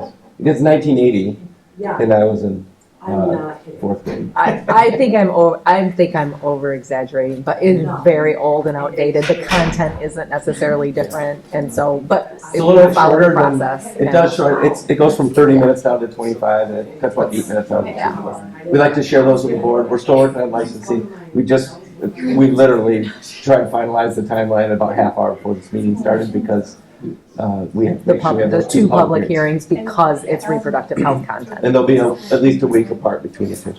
So the video is one thing, and then the curriculum. Curriculum does not change, Curriculum just the doesn't change, video. just the They're, video. they're Okay. using a different video we'd like to share with the board because it's part of that curriculum. Okay. We'll Yep. have to have board approval. It's considered a material that is changed with the sex ed curriculum. So. Yeah. Any other questions on sex tonight? Can you put those dates in our board package? Could you Yeah, the rephrase work that session. question? Yeah. You could- Yes, We'll the get to timeline for the The video. dates, yeah, Andrew. We'll get, Absolutely. we just tried to finalize them today. And as soon as I can get the license opened back up so that we can have continued access, because it is a purchase, so then we have to have that online access. So I'll work on some timelines for board briefs, so that's clear Okay, yeah. and, So I can put it on my calendar. yeah, set aside time to watch some videos. You got it. This is really good, thanks. Yeah. Yeah, there's a whole team of us who've been working on it. Thank you. so. Appreciate it. All right, moving on, we have our high school science courses review. I am going to pass around an updated, my sincere apologies on this. So the dates, the science, in your packet, let me slow down, in your packet, there are science courses listed. However, the dates of previous course approvals were omitted. So by way of reminder, we were able to find some, diving through old board minutes, et cetera, we were able to find some dates. So this paper copy includes some dates of previous approvals. The courses that don't have a date are going to be the ones that then will ask for formal approval at the next board meeting, based on our discussion here this evening. So if you recall, our goal is to try to get all of our courses officially approved with dates. Not all of them have dates. So in your packet, they were all blank, but a lot of these already had been approved. So now we'll be asking at the next board meeting for approval for ones that don't have a date, so that we can have a record that they've been board approved. And I think next is math. I think so. Or maybe that was. I think we We already have two did more that. areas to cover. I think we did And the that. goal was, when we first brought this, I think we had a lot. And we broke them up by elementary we've done, middle school's done, and now we're at the high school going through content areas and get them approved. So when we look at this, is there any requirement that they're reviewed every, because there's one on here, chemistry 2 from 1973, that's 50 years ago. So this is just for a course, not the content of the textbook. course. I know, and we always have Textbook to, approval and course approval. These are course approvals that we teach chemistry. That we will teach chemistry. Correct. and the standards are linked at the top, right? So that's where you would also then find, okay, what is the content taught within that course? Those standards would then fall within the science courses listed here. And the standards continue to evolve when the state takes on reviewing. Social studies has been a And major science. overhaul. It's still going on. So then when that's done, they'll go back to math or science and say, okay, let's revisit the standards to make sure there's nothing new. Traditionally, math doesn't evolve too much. As you can imagine, social studies has been a challenge for them to overhaul the state level. But us teaching the course is still there. And these are all, nothing is new here. As I look Nothing through the is list, new. everything is the same. Okay. Yep, nothing. is Anything new would have been brought to the Sure. board in the past Whatever. 6 years. Yep. These are ones that we say before us. We want to make sure we have. With the exception, I suppose, of AP Bio, that's been since, that was Sure. 2022. Right. That was approved. But that went through the process with the Right. board, visiting, reading. How many students are looking at taking botany these days? We have a lot. Really? We have, yeah. I'm like reviewing some of the science applications right now, and a lot of the students are. Yeah, there's a couple sections of it. I know that the point of this is course approval, and again, it's good we do this because we never did this in the past, so it's good we do this now. So my question is not related to that. Well, that's for you. Not even remotely related? Well, it's remote. Going back to- But my mind goes to AP, as we talked about before. So I don't know who would want to be a geologist, but do we have AP geology? Do we have AP geology on the horizon? I don't know if it exists. I don't know if it exists either. I don't know if it's an AP offer. If it's an AP offer, okay. Yeah, so we continue to Same, evaluate. sorry, AP. but same with anatomy phys, is that an AP offer? I don't know. I can look. Not everything is offered as AP. IB does, right? IB does. Yeah, but AP does not. And on, Just curious. on geology, since you brought it up. The exam that Chris Bullheis gives, it does allow credits at, 20 different universities? So it's not an AP class, it's not but they take Grand Valley's geology exam, and most colleges and universities in Michigan take that as credit for college level. Yeah. So to your original question, I believe though, our teachers continue to evaluate what offerings in their content areas, and we'll be asking, can we, and it takes time to get an AP course through, but we continue to add when there's interest and a capable staff member that's willing to teach. Talked about that last time, and prompts and so forth. So, yeah, I was just curious if you saw anything on the horizon. Okay. The other interesting thing that I would mention is that College Board is now putting out a potential for success in an AP course report to parents and students that I think might hold some merit in being able to identify more students. So based on some of their preliminary scores on PSAT, they're putting out, gosh, Amy Taylor, you could be a good candidate for some AP courses. So we'll continue to learn more about that too. That's just kind of hot off the presses this fall, but that might have some legs with continuing to further identify students who may be good candidates. Not to get too sidetracked, but you bring up a really interesting point. Like, what other courses do we have that our educators have created a curriculum and an exam that gets kids college credit? I mean, is that a common thing, or is that like personal? It's not common. It's not common for universities. I don't know what to say. Mr. Chris Bullheis is The real Mr. Bullheis. well. You know what I mean? He's got it down. Oh yeah, that's awesome. I mean, that's really cool. Most content areas lead into the AP world, right? Your AP Calc, AB, BC, those kind of things. AP Stats, those are things that they really strive for. But Chris is a Exception. That's awesome. Oh, for sure. Yeah. Yeah.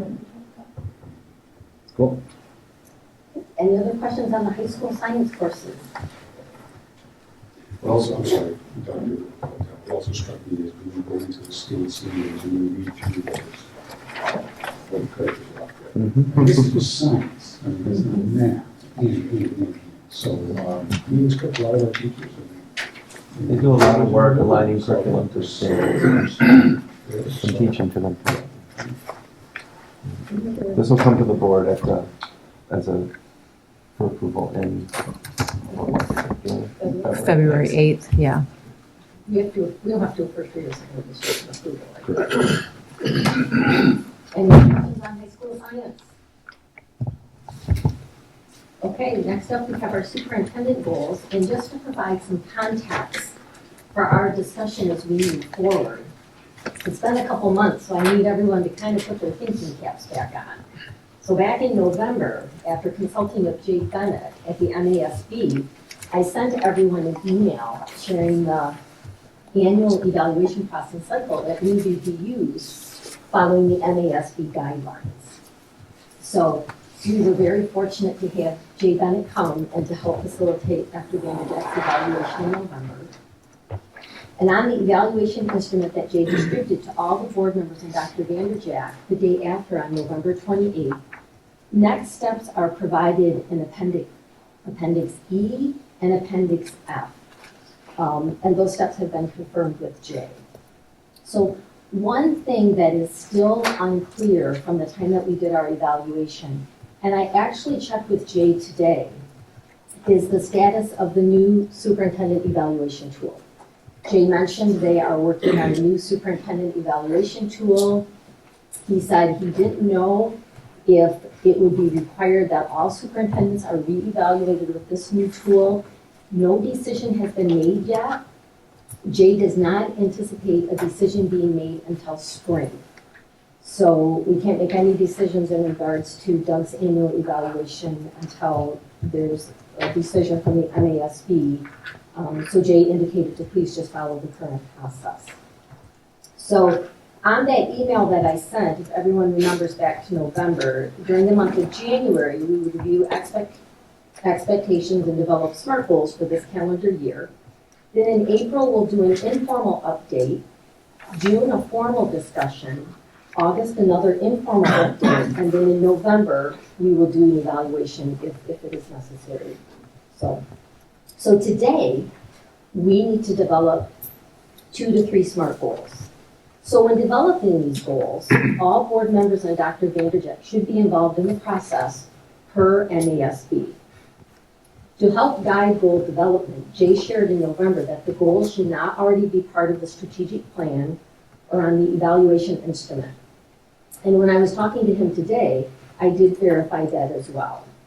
So the summary of the conversation that Jay reported based on Dr. Vanderjack's evaluation on November 27th, and that he emailed to all board members on November 28th, he said that could be used to help guide goal development. Again, Jay said no more than 2 to 3 SMART goals because otherwise it will become burdensome. And we don't want that to be like that for Dr. Vanderjack. We don't want this to be a burdensome process. So we need to ask, what will we see next year toward the accomplishment of this and what we don't see now? So as I turn it over to Dr. Vanderjack to review the goals he has established, and he has provided them all for us, for each goal, we need to first determine if it's covered in either the strategic plan or on the evaluation instrument. If it is, we can remove it.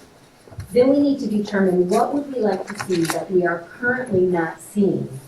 And again, we're just developing goals. Dr. Vanderjack, as you guys all know, he's type A, so he has gone ahead and fully developed everything, kind of putting the cart before the horse.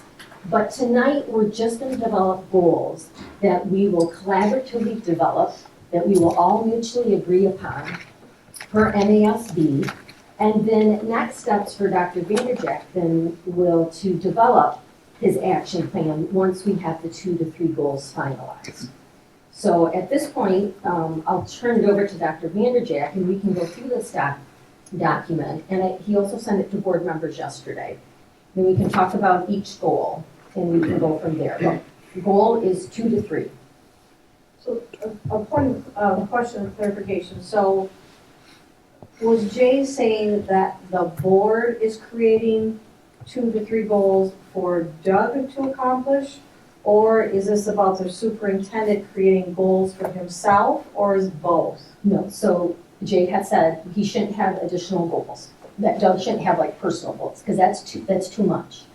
So, if you look at Appendix F and Appendix E, which I talked to Jay about again today, when establishing performance goals, the following guidelines should be considered.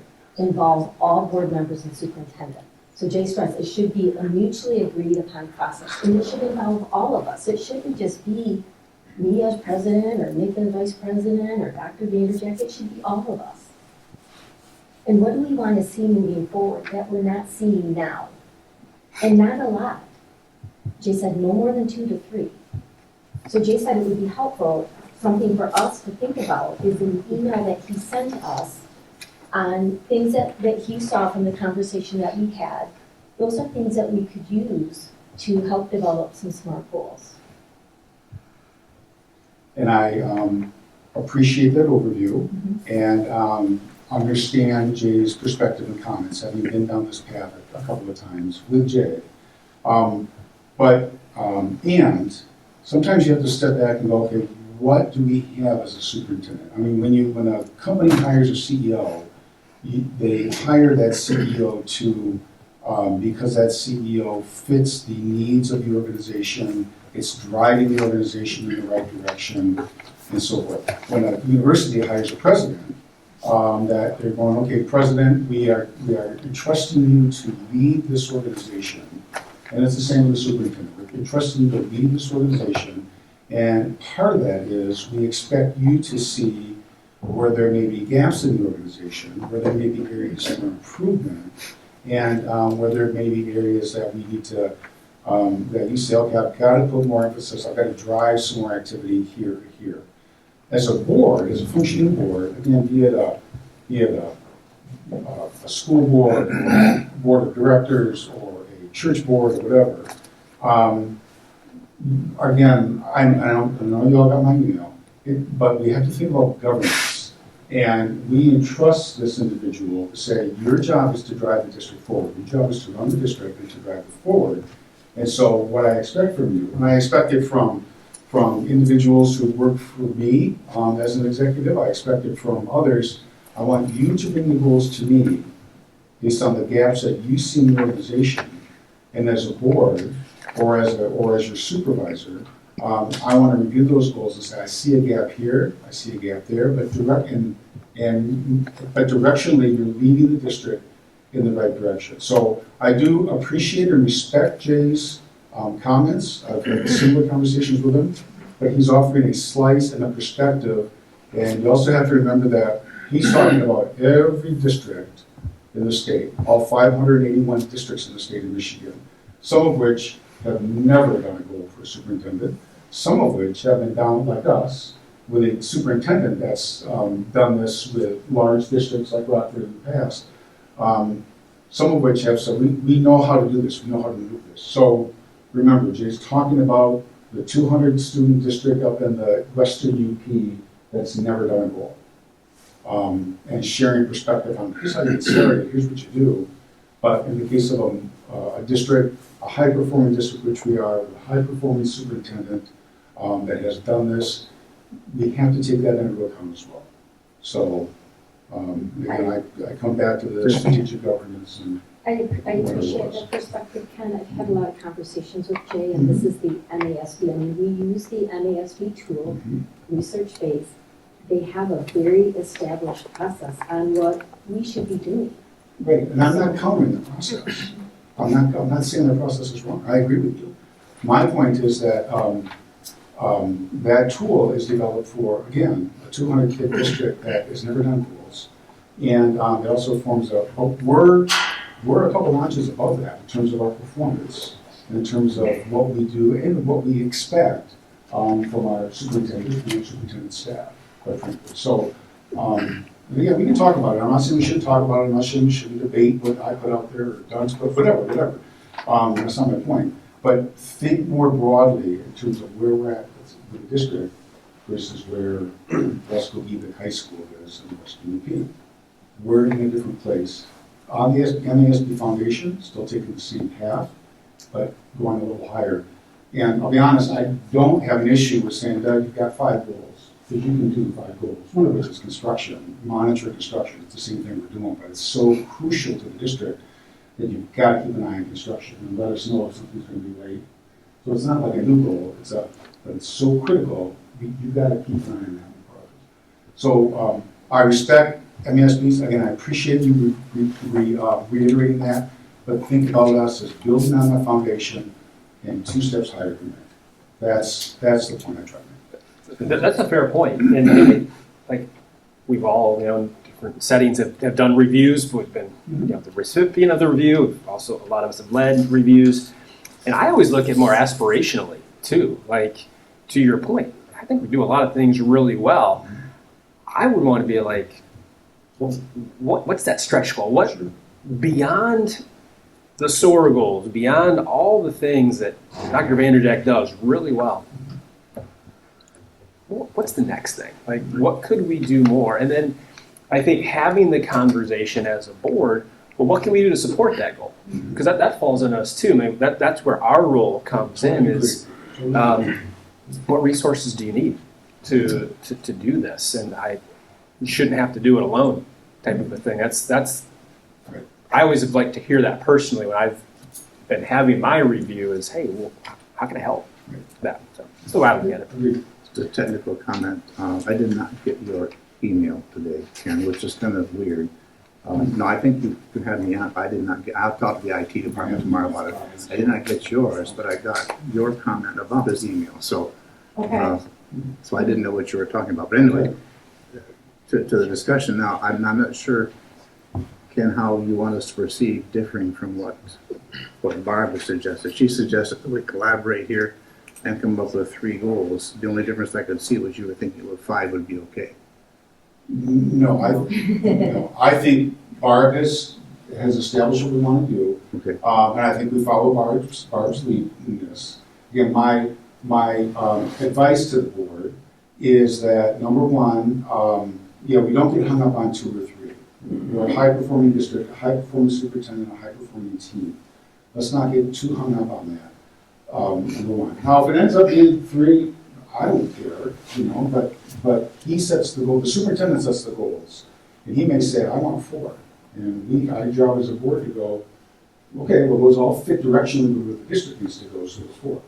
And back to the next point, then we support, and we evaluate and so on. And again, the process that Dr. Hooper laid out in terms of review, I think is spot on. I commend you for laying that out. So I'm saying we stick with that, we do that. The other thing I would suggest is that, again, with a CEO of a company or the superintendent of a district or the lead pastor in a church, I expect them to come to me, and I would encourage the board to think about it this way, to come to me with, where do you see the needs in terms of driving the organization forward? And I want to review what you see, and then I want to give input, say, I think we got a gap here or there, but by and large, you're driving the district in the right way, or the church, or the whatever. And, but how do we support you in doing that? So I'm not disagreeing with what Barb's doing. I'm taking exception to, I don't think we get hung up on 2 or 3, and I don't think we let Doug go through and talk about what he's thinking. And maybe if I talk through them, it'll help give some clarity as to the why. And I'm not trying to, it's a great conversation. So. Can I just make one follow-up comment too as well? And I think I know where you're looking at it from, Barb, because at the end of the evaluation, we did talk about some things that we might want Doug to look at and some areas that may be of improvement. And from what I see, a couple of those address those things that we had talked about. And if there were other ones, maybe this is the opportunity, once Doug goes through his list, we could talk about it. So I understand what you're saying based on our time of evaluation, that there were some things that we wanted to possibly look at. And I think that's a little bit of the struggle. It's like we may as a board have some things that we are saying, hey, this is an area where we would like to improve. But then also allowing Doug to make goals for himself to go above and beyond expectations of where we are currently. And I think it's important, as goals were developed last year, a goal changed mid-year and the board wasn't informed. So a goal 2 was replaced and we had a different goal 2, but we never had an evaluation of that goal. So. And again, I commend your discipline to the process of reviewing the dates and so forth. So, yeah. Well, we never did this at all last year. We just didn't do it. When I had and I'm not pointing fingers at anybody, we just didn't do it. And so when I took the course in October and it says, this is what happens in January, this is what should happen in April, this is what, I'm thinking, in fact, I called Nick right afterwards and I said, did I miss something here? So we didn't do that, okay? And this year we're going to do it. The second thing is that I have to say, and just from a process standpoint, I agree with you 100%, Ken. We're not talking about a 200 student district in the UP. The goals that I have to suggest here are specifically meant for Hudsonville and for Dr. Vanderjack, specifically. And I've got some reasons why that I have those. So you're right, I don't want anything out here. I want something that's that's targeted right for what we need. Also, when I'm all of us have been on both evaluated and evaluating. And certainly when you have a high-performing individual like we have here, you want input from them as to what they think is important. But as a board member, there's only so many things that we do. And one of them is that we direct the superintendent, not any other employee, the superintendent. This is a way that we have to do that within the process, within the SMART goal, so that everybody knows and understands exactly what we're talking about. So I don't see anything, outside of what Jay's talking about with what we want to do here. And I think it's a very practical and a very important way to proceed. So.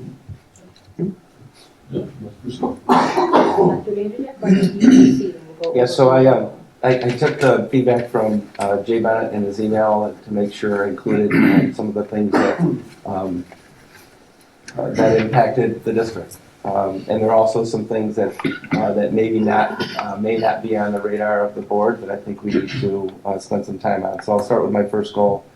Is really about diving deeper into the data. Those that were on the board prior to 2020 will remember we were in this room doing a deep dive into data and looking at exactly what standards and where we were hitting the standards at certain grade levels and where we may not. I'm not going to say we got away from that, but a lot has happened since that time. We've spent quite a bit of time this school year starting to look at what that data truly looks like. And it's not just about making sure that we're high performing. It's really diving deep into content areas. We talked about the factors that are impacting our assessment scores, and particularly the impact that AI is having on our on not just student performance, but he's measuring the essential standards. So that is a goal number one. That would be really continue that dive into it this school year. And the reason why it's a calendar year is because we take an assessment in the spring. We don't get the data until the fall to find out how we're doing. So to me, that is something, and I don't care if you cross off the goal, we're still going to work on it. And it's with so many other things. I mean, increasing our marching band numbers is a goal, but I didn't put that on here. We had a presentation tonight. The budget planning and talking about what are we going to do with our ESSER funds. That's a goal that we're going to work on to make sure we have some good, but that's not on here to discuss. The PBIS work that's taking place. We have goals and aspirations to make that a little bit more solid, if you will. That's on there. And then we talked about books in the past. We continue to evaluate that. That's not on here. I'm looking at big picture items that drive the district forward, that make us continue to make us a destination district. So that would be one of them. So is that covered under the SOAR? So that would be my question, because a lot of the things you're referencing, I see in our SOAR. I did not feel that was in our SOAR strategic plan. None of the, I don't think any of these were. You could probably lean towards construction when it has the district growth, might be, but this is specific to our 2019 bond. That's a goal a little bit later on here. So I did not feel that. I think these can run in parallel with our strategic plan. I think our strategic plan is derived from different components that I think are, particularly our central office, take the lead on and do an amazing job with. But if there's any goal related to the strategic plan, would be our the importance of us relaying to the board what items from the strategic plan we are working on and provide that feedback to the board. But no, I did not feel it was on. Yeah, and that's no, go ahead. I was going to say, I mean, this again, this is the first time we followed this process to finding this. So there's going to be a little learning here, I think, with this. Yeah, where do you draw the line of I'm already going to be doing all of these things, whether I put it in here or not? So there's certain items that I feel that we're going to do regardless. We do that. That's how we function, right? As humans, that's how we function. We try to be better than we were yesterday. But I think these are five, in my opinion, five driving forces that if somebody said, what are you working on? These are things that as a superintendent, I would help drive. And if you can, obviously I'm not going to do this alone. Working with the curriculum department is extremely important with that. But it's also something that I feel one of the most important things that we do in this district is curriculum. And we have to focus on how our students are performing. Ken's email today, I'm sorry. No, You you go. faster than the trigger, man. Ken's email is helpful this afternoon on this particular one for me, because at first blush, I'm like, I kind of feel like, again, you're already doing these things, but the context you put it in was helpful. And then just hearing things from different grade level teachers about the curriculum and what they like about it and what they don't like. You're going to get that with anything, I'm sure. To know that it's a high priority of continuing to evaluate the effectiveness. I mean, that's fair. To me, We that's have a really high evolved. standard. We have evolved so fast when it went to one-to-one during COVID. We didn't have a chance to step back and look at our students' performance on assessments. Is it about anxiety? Is it about familiarity with the device they're using? Or is it about readability? Or is it about content? And we need to get to the point that we can focus it to the content so that we know the kids can read it. We know the kids aren't using somebody else's device that they're not sure if the keys stick or they don't stick or how the mouse pad works. We need to remove that noise to find out specifically content, and then we can identify the grade levels, and then we can also look at cohorts to say, is it a fourth grade cohort as they're moving through, or is it fourth grade? Is it a transition to the 5-6 building? Having the 5-6 building added a whole different level of transition for us. We need to focus on how our kids are performing. We didn't discuss this Thursday. I think it was at work, but there was a study that came out of Europe recently looking at reading retention on screens versus in an actual book. That was not here, was it? No. And the retention rate is much lower when they read it on a screen versus out of a real book. Yeah, shocking, right? And I'm looking at my son, who is a smart kid, but he does not do well on the tests that are on the computer. So it's like, yeah, evaluating, and computers aren't going away. What was the rate of difference? I can't remember the magnitude, but it was just interesting. Like, okay, I'm seeing that in my own home and knowing the one-to-one and all that. Okay, it's keep it explore that. Yeah, we should. So as it relates to assessment data, was that quick enough? So my understanding is teachers are not weighted, their evaluations are not weighted as highly in the future on assessment data as... That's correct. Right, so do we need to take that into consideration with this goal or So- anything you're doing specifically? So we'll talk more about my evaluation moving forward. I know we have an update from MASB Wednesday at our state meeting. And I'm pretty sure that they've finalized the superintendent evaluation process. Okay. Just not the tool as Sure. Dr. Hooper alluded to. So, because the process won't have 4 categories, it'll have 3. Mm-hmm. Right? Yeah. So that changes the document because you can't have a rubric for 4 when there's only 3 choices. I'm just thinking through if there are implications for teacher and how teachers are evaluated based on assessment data. So Is it fair teachers to will be also? evaluated based on assessment data for the building or grade level. Central office and superintendent would be from the district. Okay. That's in the language. Okay. Thank you. I'm just going to go through and then Yes. just stop it. Yep. Goal number 2. This came out of conversations of my evaluation regarding getting out there and having deeper conversations with the community. And one way to do that, well, there's multiple ways to do that, but one of the best ways to do it is to really spend time with not only the Inter-School Advisory Council, which Mr. DeWitt was there last week when we met. I know Mark's been to them before, Dawn's been to them before, I think Greg's been to one. But also getting out into the buildings and into the communities and talking about not only the non-homestead transition, but that's when you find out questions and concerns people have regarding what's taking place in the district. I think when we did our bond issue meeting was at a family's house. I spent about 2 minutes talking about the bond. Like, we don't care about that. We want to talk about X, Y, and Z. And so to me, this is a great way to start building that conversation back, not doing a district town hall, but doing individual meetings throughout the district. Focus really on elementary because those boundaries are different. Forest Groves, I would say population or community area is different than Bowers, it's different than Parks. So doing that in the community going from there. So this is a goal that helps, number 1, provide information to our community other than just an email or something on our website. but a personal conversation about what does the non-homestead look like, as well as the future of Hudsonville, and going from there. Okay, I had one quick thing. So under C3 on your rubric, you don't remember what that is, and probably nobody else does either, but we talked about opportunities to bring the board kind of together along similar sort of levels of interest, right? In terms of, so the non-homestead discussions, the community engagement around those things. These are your goals, right? But I guess I'll just say if there's an opportunity to bring the board alongside those discussions, I think it would be helpful. And I think that's where the inter-school advisory, having a board member attend that, and if there are staff meetings that a board member wants to attend, I can get those dates out.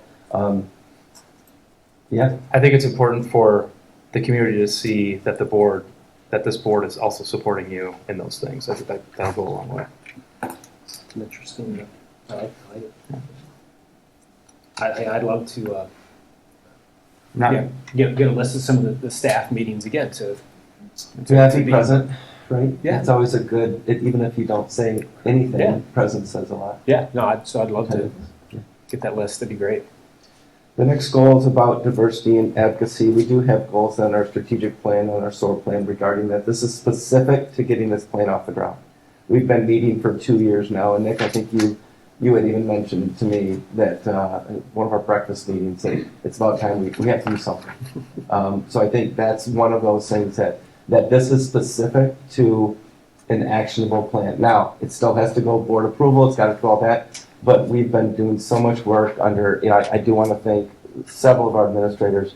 Mandy's helping lead this work, Amy's at the meetings, just going through and saying, okay, we have a problem of practice that we've agreed on. Now let's try to find, some actionable plans to get our students and our teachers support prior to the 7 factors for discipline, if that makes sense, right? We spend so much time reacting to those 7 factors. We have to use something. I know, Barb, we've talked about the Be Nice program. I know we're looking at multiple different programs that still has to go before the board. If you read the last board briefs regarding the survey conversation, we feel, at least I think Greg was in the same group I was in. I think Mark, you were in the other group. But I don't know if Greg can allude to this, but we at least, maybe it's me, but I think we agreed that we have enough data to look at something from a 30,000 foot to go from there. We don't need to. We had looked at survey data last May, I think, or surveys last May, and I think I understood this, and I'm paraphrasing, but it was like, slow down. Let's not just rush these surveys out to get them out before the end of the year, but we have enough data, we think, to have this conversation. So this goal is specifically to, all right, we've been doing this work. We owe this to our students and to our staff to get this, to have some actionable plans. So that's that goal specific there. The construction goal, and that was, yes, we're still going to do this, but it's a big $140 million bond project that's not complete. Knowing what's taking place at Park Elementary with the renovation changes, knowing what's taking place at Bauer Elementary, not quite done at the high school with the cafeteria, in the school, in the concession stand, and the robotics area that still has to be redesigned. I know Pat's going tomorrow, I think, to look at robotics. Just really keeping the board and keeping the eye that just because the field house is open, we are not done. And this was intentional by saying we punched out some large ticket items, the connector, we punched out the 5-6 building, and we're going to punch out the field house, but we're not done. And that was intentional by saying this is a big responsibility that we want to make sure our community knows that our board has used their money wisely and followed a process to make sure that we are staying on top of things. The other thing, and maybe there's some language to put in here without being too specific, but we do have, from a strategic standpoint, and it's like, holy crap, we're still building but we have to be thinking about the next. And what that entails, what it involves. And I know we're still in the thick of it here, So that's the other thing I kind of tied to this one, Doug, is initial thoughts, just those initial conversations, those initial seeds around what's next, what are the next needs of the district in 20 years. And I think if you go back to goal 2, I'm gonna find a lot of those, we're gonna have a lot of those conversations, because people will ask, they're gonna ask about a 5-6 building, they're gonna ask about early childhood, they're gonna ask about a second high school, all those conversations that we technically put to rest when we surveyed our community about, do you want a second high school? And it was overwhelmingly no. But we'll see if it comes up again, we have to address it. Yeah, again, you get my point. Yeah. It's construction, that's crucial to future. But also thinking what's next. Sure. Pardon me again, but we do have some of the growth in the SOAR goals. Yeah. Yeah, that's true. Remember that. The other thing too is, you know, seeing the buildings and walking into the field house and doing all those things. It's awesome to see what we're doing it for the students, right? This is all for the students. And I'm not saying this needs to be added to the goal here specifically, but it would be really great to see how the investment in these facilities has led to more opportunities for student growth and opportunities for them. I think because that's why we do what we do, right? That's why we put up a new building. That's why we hire great people to affect our students, obviously. So does that make sense? It does. I wrote it down. No, it makes sense. And I think sometimes it's hard to see that because you have a gym with a basketball court, and we've had a basketball court. We do have now a tennis court, which does add opportunities for kids to do that off season. The new weight room and cardio will allow for the rest of those rooms to be now utilized, because right now there are 2 different rooms. The connector will allow for robotics to be moved in to add opportunities. We're looking at curriculum opportunities for drone classes or STEAM classes that can lead into the high school that will lead right into robotics. So those are things that we can continue to communicate those things somehow to the community. I think it's important because there are people that are like, wow, we sure spent a lot of money on that scoreboard, or things like you hear stuff like that. And it's like, well, we don't do these things to walk in and be like, oh, look at this is great. It's like we're thinking about the kids that get to use it every day. And not only that, but if I'm someone that's on the fence about taking weight training or something like that, and I see this awesome state-of-the-art facility, I might be more interested in doing it. Like, what do those numbers look like? And I think just watching the dance competition on Saturday is a great indicator of wow. 37 teams came, and our kids were helping to run it because you can't participate when you're hosting. They were proud, but they were also like, all right, other kids were like, I might want to do this. And use of the track. Like, think about how many students are going to be able to run in the weather like this when they otherwise wouldn't be able to. Like, think about the health benefits. We're not going to track every little detail, but like, I will say I have had a bunch of people say, so can the community come in and use that track? And I always say, we got to get all the bugs out and get everything situated. But I do think that's a component of this too, right? It's for the kids, but it's for the community. And continuing to explore ways that we can utilize that for the community. Because all that does is generate additional goodwill because they feel like they can participate in that facility for themselves as well as for the students. We do need to get the number 2 here. Right. Yes. Yes. We do need to get everything open in that facility. It's not, and I don't know if you saw some of my latest, but we're getting there. We're getting there. But it has to do with the access to the bathrooms by the pickleball courts at ECC. It has to do with the indoor pickleball markings at the 5-6 building for community use eventually. I mean, it's going to just take us time. I mean, you still got to have somebody that's also responsible when you open it to the community to clean And it. training, and we do not need a bunch of people that believe they are still 24 years old to go lift weights at a different age and get hurt. That's right. We don't need that. I have a story. I have a horror story to share with you that happened at Rockford my freshman year of high school. Anyway, we'll talk about that later. But however, what I was thinking, he was part of it, right? No, I don't know if you were. But anyway, it might be helpful in the next Appleseed or something to have like the indirect effects of these sorts of things. Like, we built this gym, but now we've got more room for robotics, or maybe stuff like that.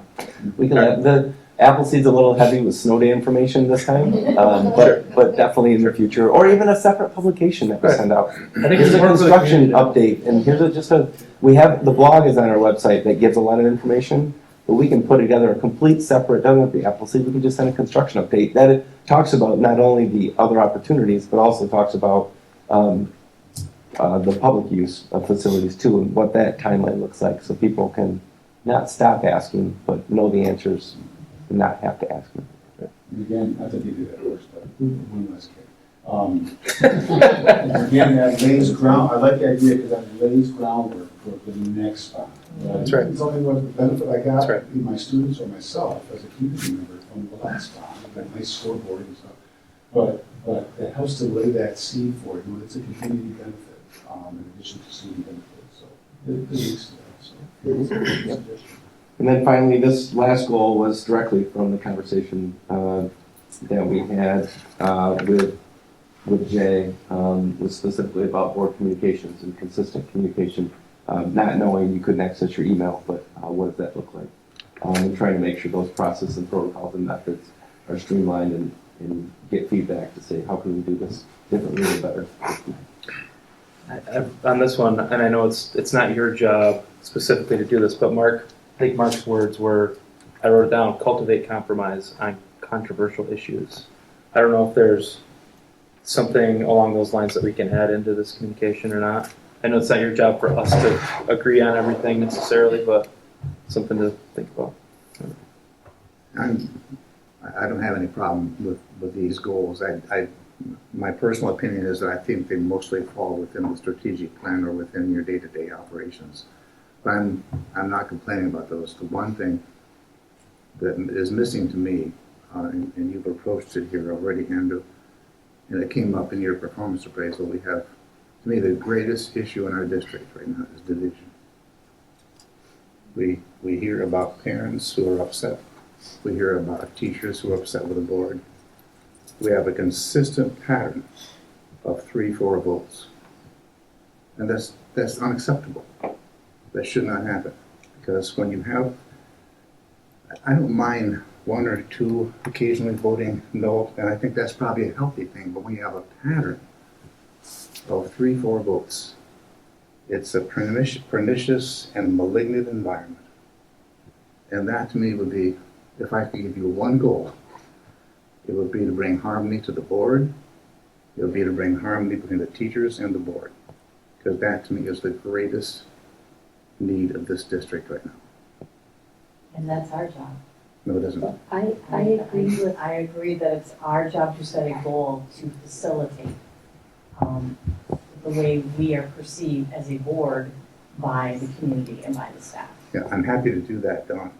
I have suggested that we meet with the community, and I think that either you or Kim objected to that. But No, again, I think this has I'm to not be. saying meeting, but the way in which we present ourselves and the way in which we support the very people that we hired to represent our school. I think we can do a better job. So I agree with what Mark has said. A lot of the things on these goals are things that I think are in the strategic plan or part of the evaluation process. What do we need Dr. Vanderwall to do to help right now move this district forward? And I agree with Mark. It's how do we repair the relationships between the employees and the board? The issue is we can't reach out to the employees. We have a policy. And there's a policy that the employees can't reach out to the board. Everything has to go through the superintendent.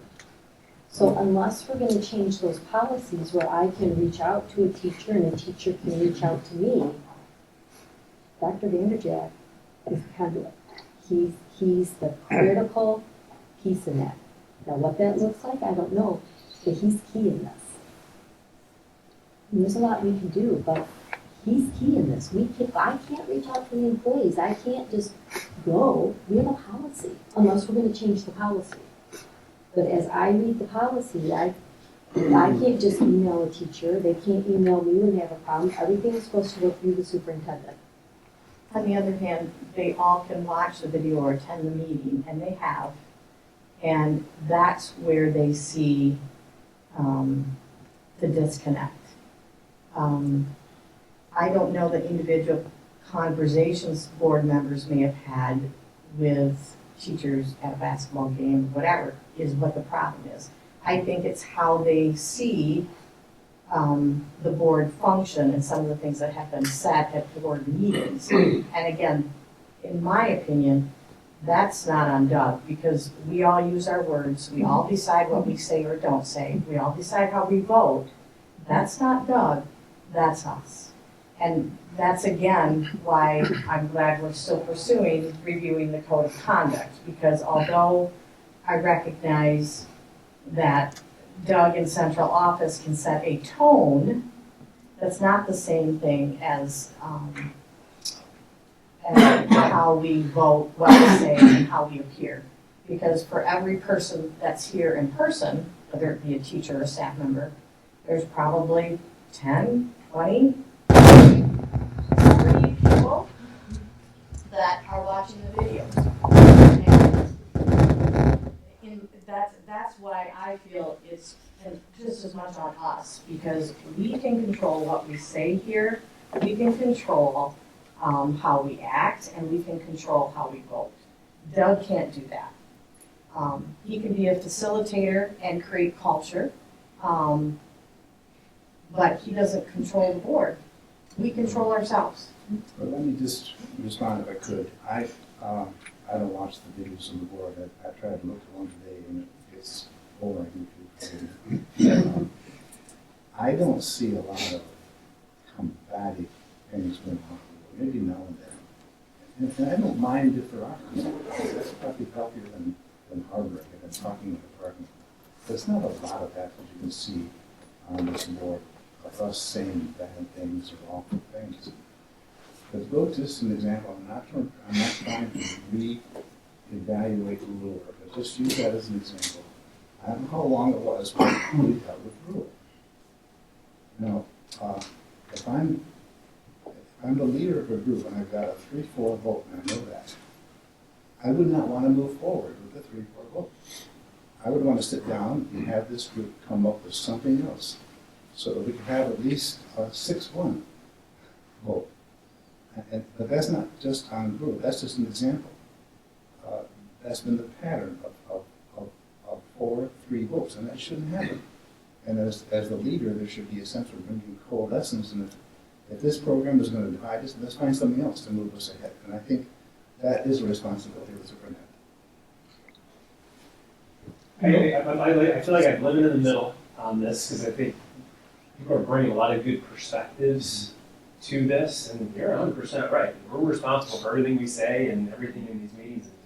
You know, I walk out of like Thursday's meeting really encouraged. I feel like if you look at the last half of 2023, I think we had a whole lot of votes that weren't darn near unanimous. Yeah, there were some things we dealt with at the beginning of the year and all of that, but I was in a couple of 3 of our buildings on Friday. I had staff in each building come up and say, that's like a normal board meeting. Like, you were comment, you all got along, you were all, you know.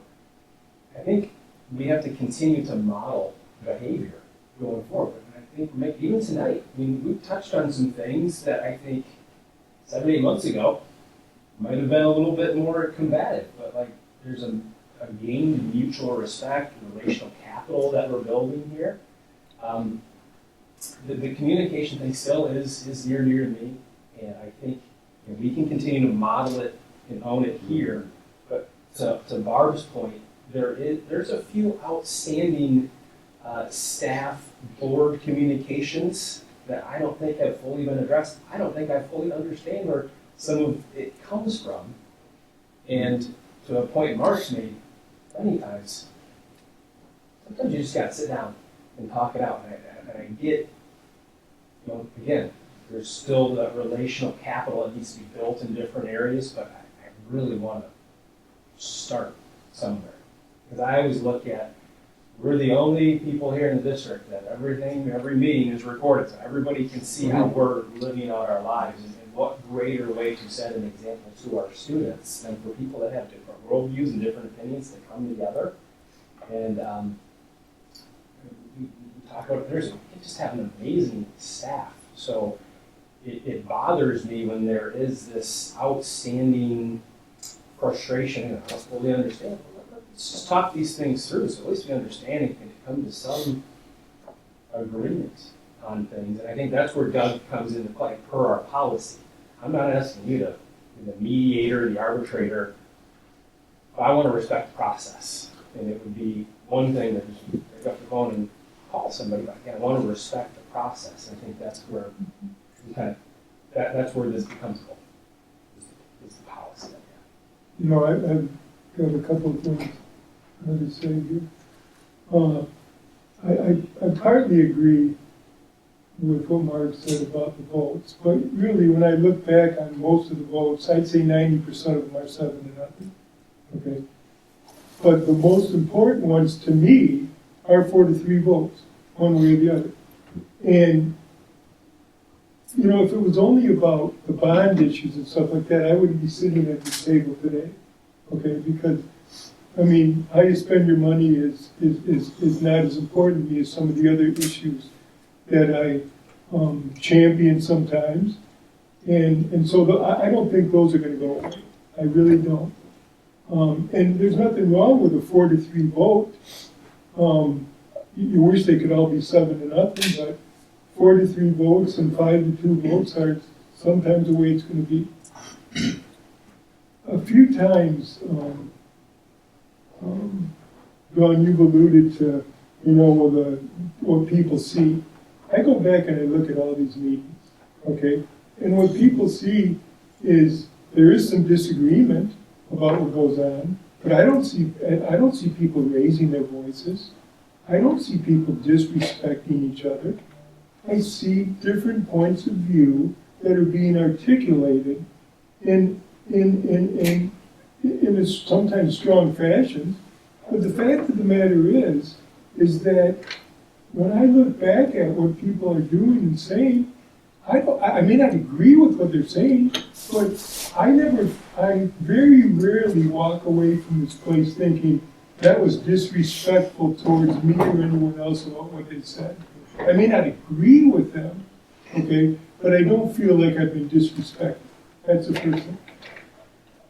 I want to read something that I wrote a couple of weeks ago in anticipation of today's meeting. And the reason I wrote it down is because it's very important. Words mean things, and I want to make sure that someone doesn't come back and say, well, you said this or you said this. I am disappointed that the evaluation tool that must be used to grade Dr. Vanderjack does not provide the opportunity to address the most important factors involved in an executive position such as superintendent. And this is an executive position, okay? A lot of the things that we talked about in that tool that we used were task items and things that lower level people would be dealing with for the most part. Not the most important part of this job, but that's what we have to deal with. So that's what we use. By far, without exception, the most important issue with his position is leadership and managing the people working for Hudsonville Public Schools, responding to the community, and working closely with the board. And when I first started on this board, I did not clearly understand the sharp cutoff between what Dr. Vanderjack wanted as far as us going to him with, quote, everything, and not going to see other people. But when he asked me to do that, I have respected that, and I have not gone to other people in the last several months because of that. Now, that puts a huge burden on you, because everything that we have is going to come to you, okay? And I understand that. But this is the only area, this is the only time where we have an opportunity, or one of the few times that we have an opportunity to get something formally in stone about what we want done. These groups, which I talked about, the community and the board and the employees, are not independent silos, but rather groups which must be in close alignment for the best possible success of educating our children. I believe that Dr. Vanderjagt has many qualities which would allow for much success. And I've stated that at several meetings. At the last meeting, when he was talking about the situations with the schools and snow days, okay, that is a killer. Okay, I've had to deal with issues like that where you have those things, and you're going to have half the people that are going to be ticked off no matter what you do, and the other half who are going to be ticked off if you do something else. I think you said on Monday my inbox was with this group of people, on Tuesday with this group of people. I sympathize with that, and I think you do an outstanding job in handling those types of things. So I want to commend you for that. I also believe he has chosen, even though with all the good things, I also believe you have chosen to manage your position not in a way that serves to align the groups mentioned above, but rather to isolate them, and in some ways foster mistrust between them, and in doing so act to take the eye off the leadership performance, and instead cause the focus to be on conflict and discord between staff and community and staff and board. Okay, and I've got 9 separate incidences over the last year that I've talked to Dr. Vanderjagt about, which I think states that, which to me shows those types of things. Unfortunately, that does not diminish the fact that the staff is frustrated with not only the board, but also their professional leadership. And if you got anything out of the source map, the comments about the leadership of the district, there were a lot of unkind things said there, just like there were about the board. So everybody is getting pot shots taken at them.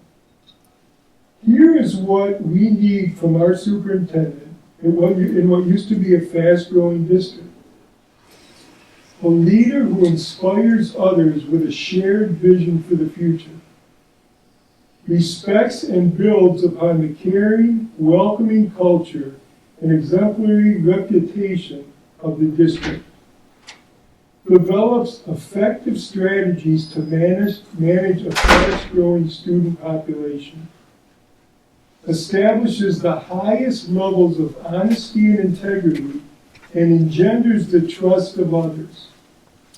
A strong relationship builder, embraces the positive culture, values, and beliefs of Hudsonville Public Schools and the community, promotes collaborative leadership with staff, community, and board.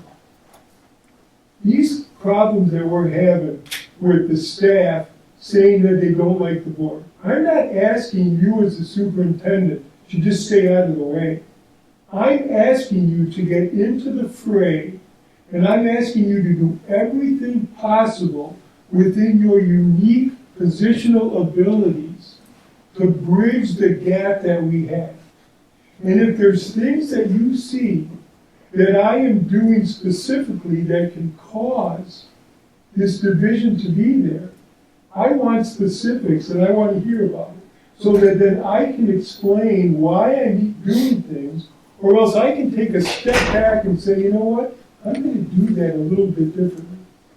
Now, when I had these things that we need from our superintendent, I did not make those up. I went to the superintendent selection criteria that was developed by the board in 2018. Who was on the board in 2018? Is anyone here? Mark? Ken? Dawn? Okay. All of these things that I said we needed in a superintendent came directly from what you were looking for in a superintendent. Have those things changed since 2018? I don't think so. I think we'd still be looking for the same person, right? That's what I want you to do, Dr. Vanderjagt.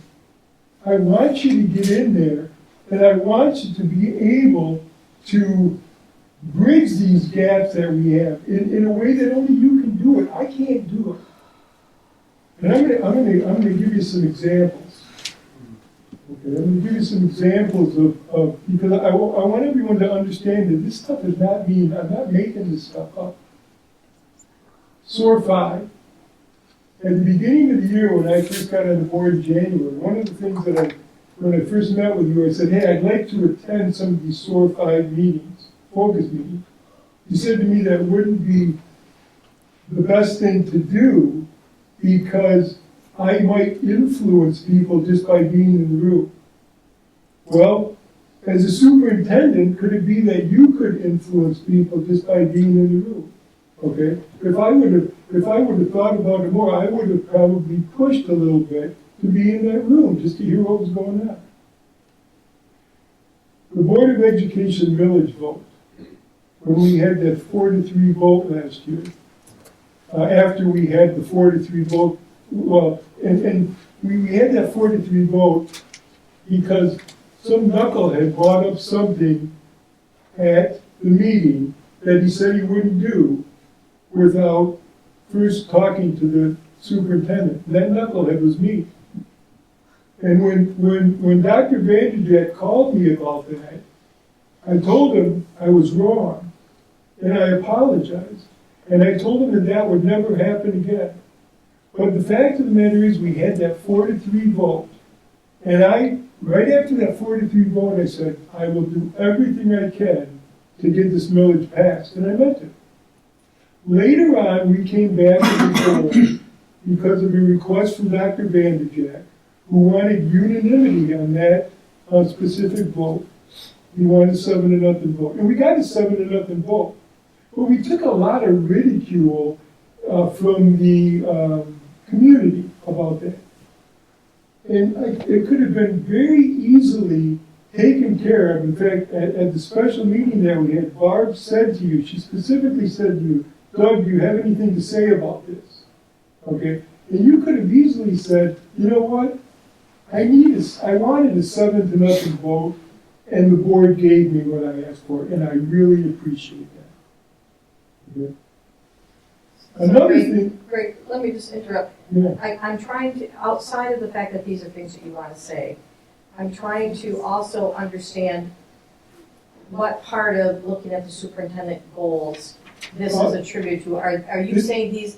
Are you saying these are additional goals? No, I'm saying that my goal for Dr. Vanderjagt is to bring the district together. Okay, I'm asking him to bridge a gap between the staff and the board that he is uniquely qualified and positionally able to do. Okay? But Greg, you don't think there's any responsibility on the part of some members of this board absolutely to do that? Absolutely. But he can only, I can't do the things that he can do. But you can do other things. Absolutely I can. So do we start what We've already spent a couple of meetings looking at ourselves, okay, we're gonna do it again today. So if we're going to look at ourselves, okay, isn't it appropriate as a board for us to ask the superintendent to do things that he can do? What's wrong with that? Well, so are you, okay. So are you working toward a goal? Are you working towards something that should be on there? I mean, I respect the fact that there are examples you want to go through, but in the interest of process and time, where are we going, Greg? Well, I told him that I would like him to, and I've said that all you, I would like him to be a person who bridges the gap between what's going on with the staff and what's going on with us. I thought I articulated that. Yeah, I mean, again, there's roles we can all play in that area, for sure. Whether it falls into the communication goal, I think there's an opportunity there. You brought up some past things. Again, there's always history. It provides context for things. I think it's healthy for us not to move on from it. It's good to have the context, but as I stated a minute ago, I really think we've been making some really good progress over the last several months. And not to get past everything, I made plenty of mistakes. What are we going to do going forward? How are we going to, how do we make this, and how does it drive the district forward, help the students most importantly? And again, I'm always looking at it from that standpoint. And I look back to right before you and I came on. I remember sitting in the auditorium. I was in the audience yet at that point, and one of our teachers came up, gave one of the best speeches I'd heard in a long time, talking about Hudsonville being a city on a hill, and we want to continue to have that. And again, I look at what role can we play in there, because if you really dive deep into that analogy or story, when you're that city on a hill, everybody's looking at you. It can be really good, but you're going to take. There's an opportunity for that fall, and I don't want to be a part of it. I want to be a part of. We've got some really good things going on. There's these few things that we can work on. So let's just map it out. What can we all do? Because people have long memories, Greg. So to Mark and to Greg's comments about, I don't see in the videos that we're yelling at each other. No, I agree. But there have been things said, and a lot of it was probably post Greg and Nick coming on board. There have been a lot of things said that are not easily forgotten. And is that right? No, it's not right for people to hold grudges, correct? That's why we did a yearly evaluation based on the past year with Doug.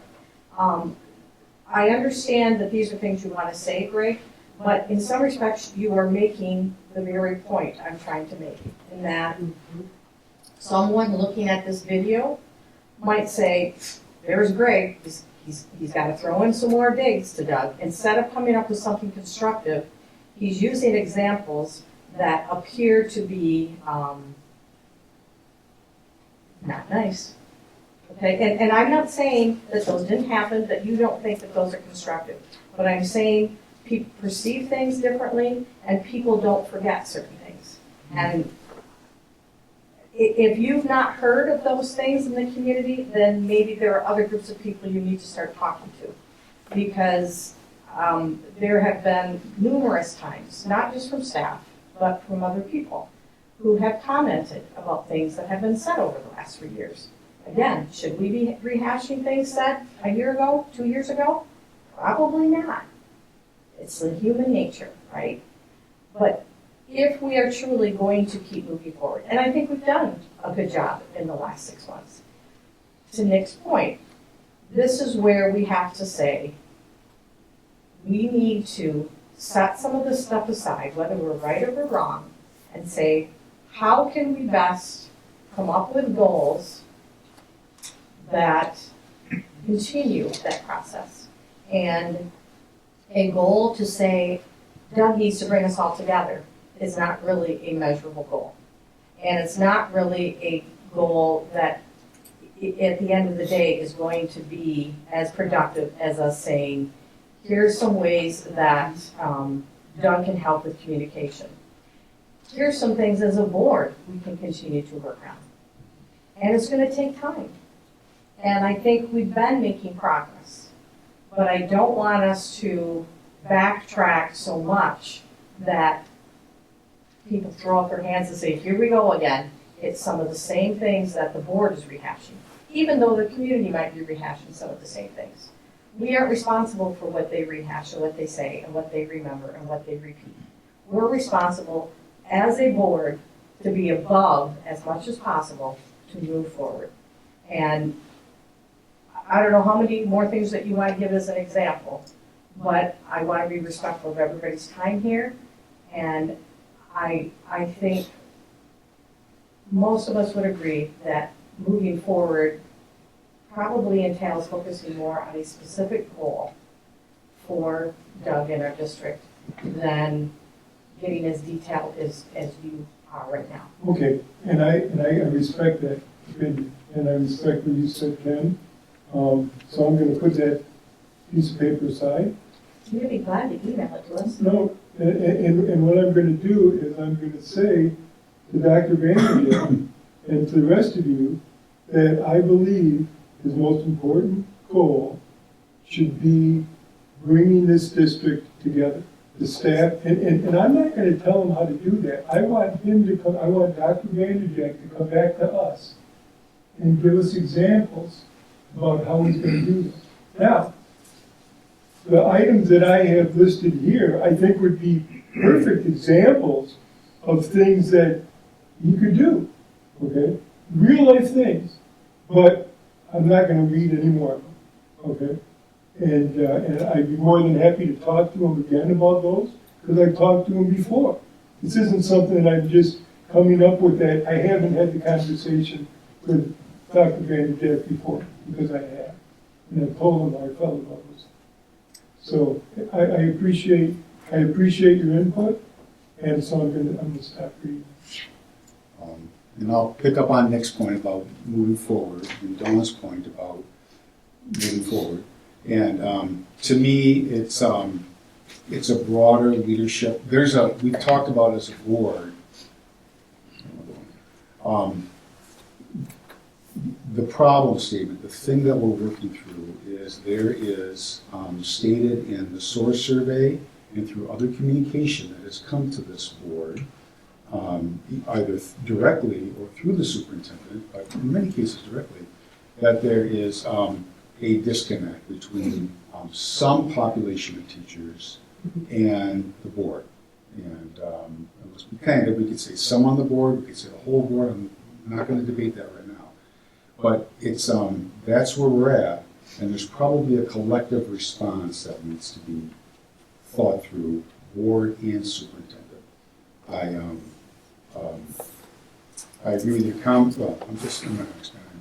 I think that's something that we need to think about. I think there's a board goal in there as well, and I might challenge that that the reflectiveness needs to come from the board first, which we're doing. To your point, we're doing that, and we're heading down that path. But there's probably more to come around that. And so I'd be reticent to say, Doug, fix that, will you?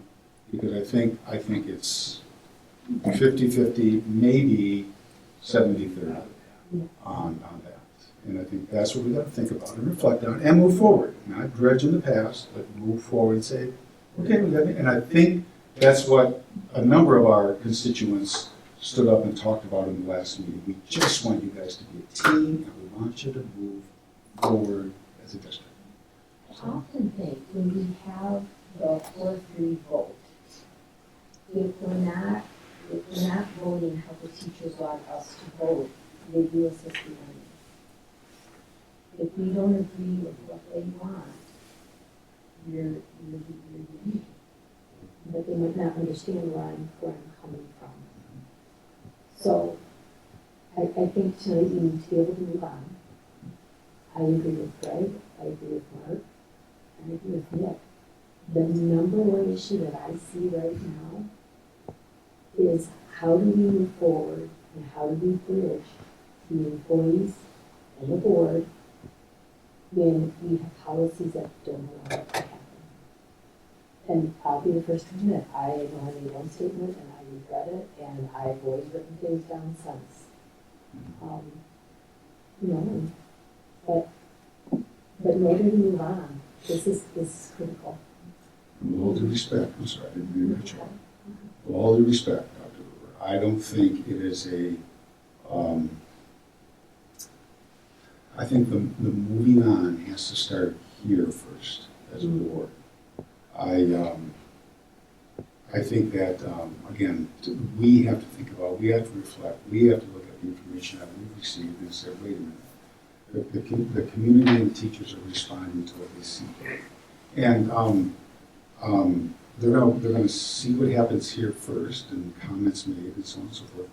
And also, I don't think it's locked into a policy thing. I mean, you talked about being in 3 buildings today or something. Right. And I go, and others go. And there's nothing to stop any of us from going to a building. I think good protocol, it's not part of procedure, but good protocol is to let the building principal know that you're coming. That's just politeness and respectfulness. Has that building principal has to know what's going on in his four walls, right? But there's nothing to stop us and go, gosh, I just want to read to kids, or see, or everything going okay? And again, the foundation here is trust. And over time, it's building trust. And I respect your opinion. I don't think it's a superintendent issue. I think trust has been eroded from the board, and the board has to work to build trust up. Doug can help facilitate the communication and the connection, so we're not going against policy. But I think it's a board trust thing that we have to work on first and foremost, in my opinion. Others can differ. I think it's all. And I respect your opinion. I respect your opinion. So the question is how do we move on? My question really is more, move on from this discussion or in bigger picture? It's developing a goal. It's going to be a goal. Are we still on superintendent goal? Yes. We are still on Okay. superintendent goal, and Jay had mentioned multiple times, no more than 2 to 3. Many of these things I believe are in the sword. There's things that I'm sorry, Dr. Hoover, I just don't agree. You have to look broader than so. I agree. I think We have to think more strategic, team. We have to think strategic, and these are. Sorry. I was just gonna say, I think if we walk out of here with 2 goals for him, that's setting the bar way too low. And I don't think we want to do that. Well, we can keep all 5, but I would like to add one. And that's helping to bridge the board and employee relations. How do you make that smart? Just think about that. I have to look at how to read it, but to help facilitate board and employee relationships. But How do you right now, these are not, a lot of these are not written in the smart format. We really talk about the smart format. How do you These think? are accurate. We have to think about how to measure. I might chime in on something that's broad, that's broad, and that is going to rely on board and superintendent involvement. That maybe we're leaving the superintendent. And by the way, we don't vote on these. We don't take a vote on these. No, These are just they're mutually agreed upon. But at the end of the day, you've got to run the district. You've got to make sure you have goals that that drive the district forward. And if you don't, and you're not meeting them, led by the CEO, led by the president of Grand Valley State University. Per MASB, per J, they are mutually agreed Again, I upon. would encourage thinking strategically. I know, I understand, and that's You said to be unfortunate. united and exclusive. So anyway, I might, to move forward, as a way to move forward, I might suggest that we say, Dr. Vanderjack, you're hearing the conversation around facilitating board staff communication. Facilitate. It's broad, it's mushy, it's fuzzy right now. Can you help us think that through? Not in the discussion tonight, but we leave that as a broader goal, not as a smart goal. We want to get to more detailed goals with, actions and dates and so on. But it's a big one, it's a broad one that the board has to wrestle with, and that we're asking for the superintendent's assistance in facilitating, so we don't go afoul of procedure and policy, and also so that we can come together, again, as an administrative team and board to look at that. And then we leave it broad, we leave it, and we figuratively sleep on it a little bit. We come back and visit it. And I would propose that we put it under the communication category, and we come back and we talk about it some more, and we move forward. If we're going to put it in the communication, there'll be report outs. We'll get there, we'll get there. We'll get to the report outs. Think broad. We were talking about a broad issue, and I think the report outs need to be from the board as well. Absolutely. So, yeah, we'll do report outs, we'll get there, but I think that's how we move forward in this case with this topic that we're wrestling with tonight. Put it down there, somewhere, just say, Doug, you need to think about it. Don't be mad, just think about it. And help us, you're hearing the topic, Doug. Help us think about this a little bit from your perspective with past boards and so on and so on. And then we'll come back and we'll flush it in a little bit more with board and the superintendency. That's my thought. This is not really about, when we were meeting with MASB, and we were concluding, you mentioned this as one thing that you were going to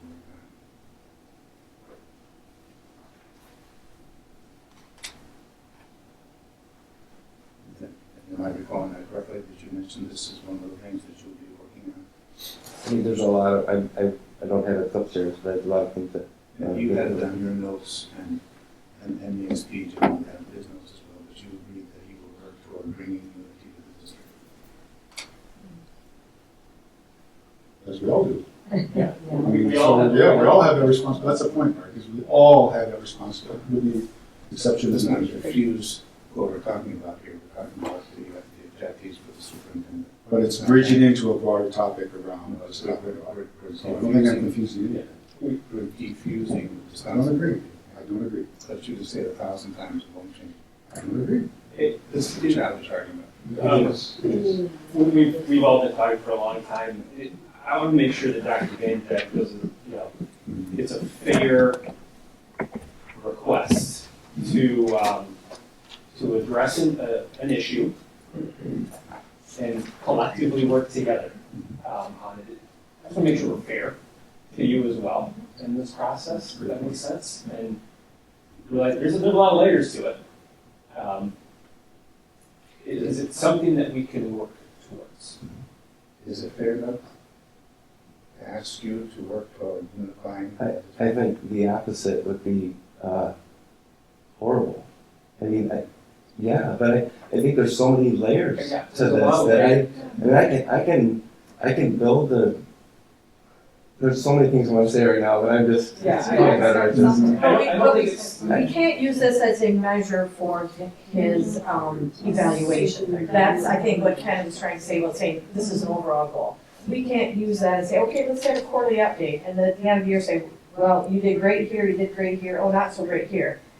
This whole thing, we all have to claim.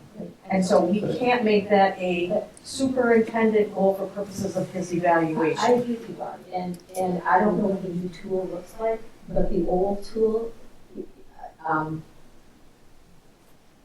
that tool, I don't know how to describe it. To me, it's not a, I don't know how to describe it, but I don't think that's a word, because we don't even, Doug didn't even, Dr. Van Dyke didn't even kind of update on goals and evaluation. I'm just a little uncomfortable with the wording around bringing unity to the district. I think that's an impossible ask. Again, I felt more comfortable housing this under communication, because there's communication, and then I'd love to work through it as a board because I think we're capable of it. More towards more unity, and again, I don't think we've lost any ground tonight. I think it's still been a productive conversation, but we have to just continue to look out. I will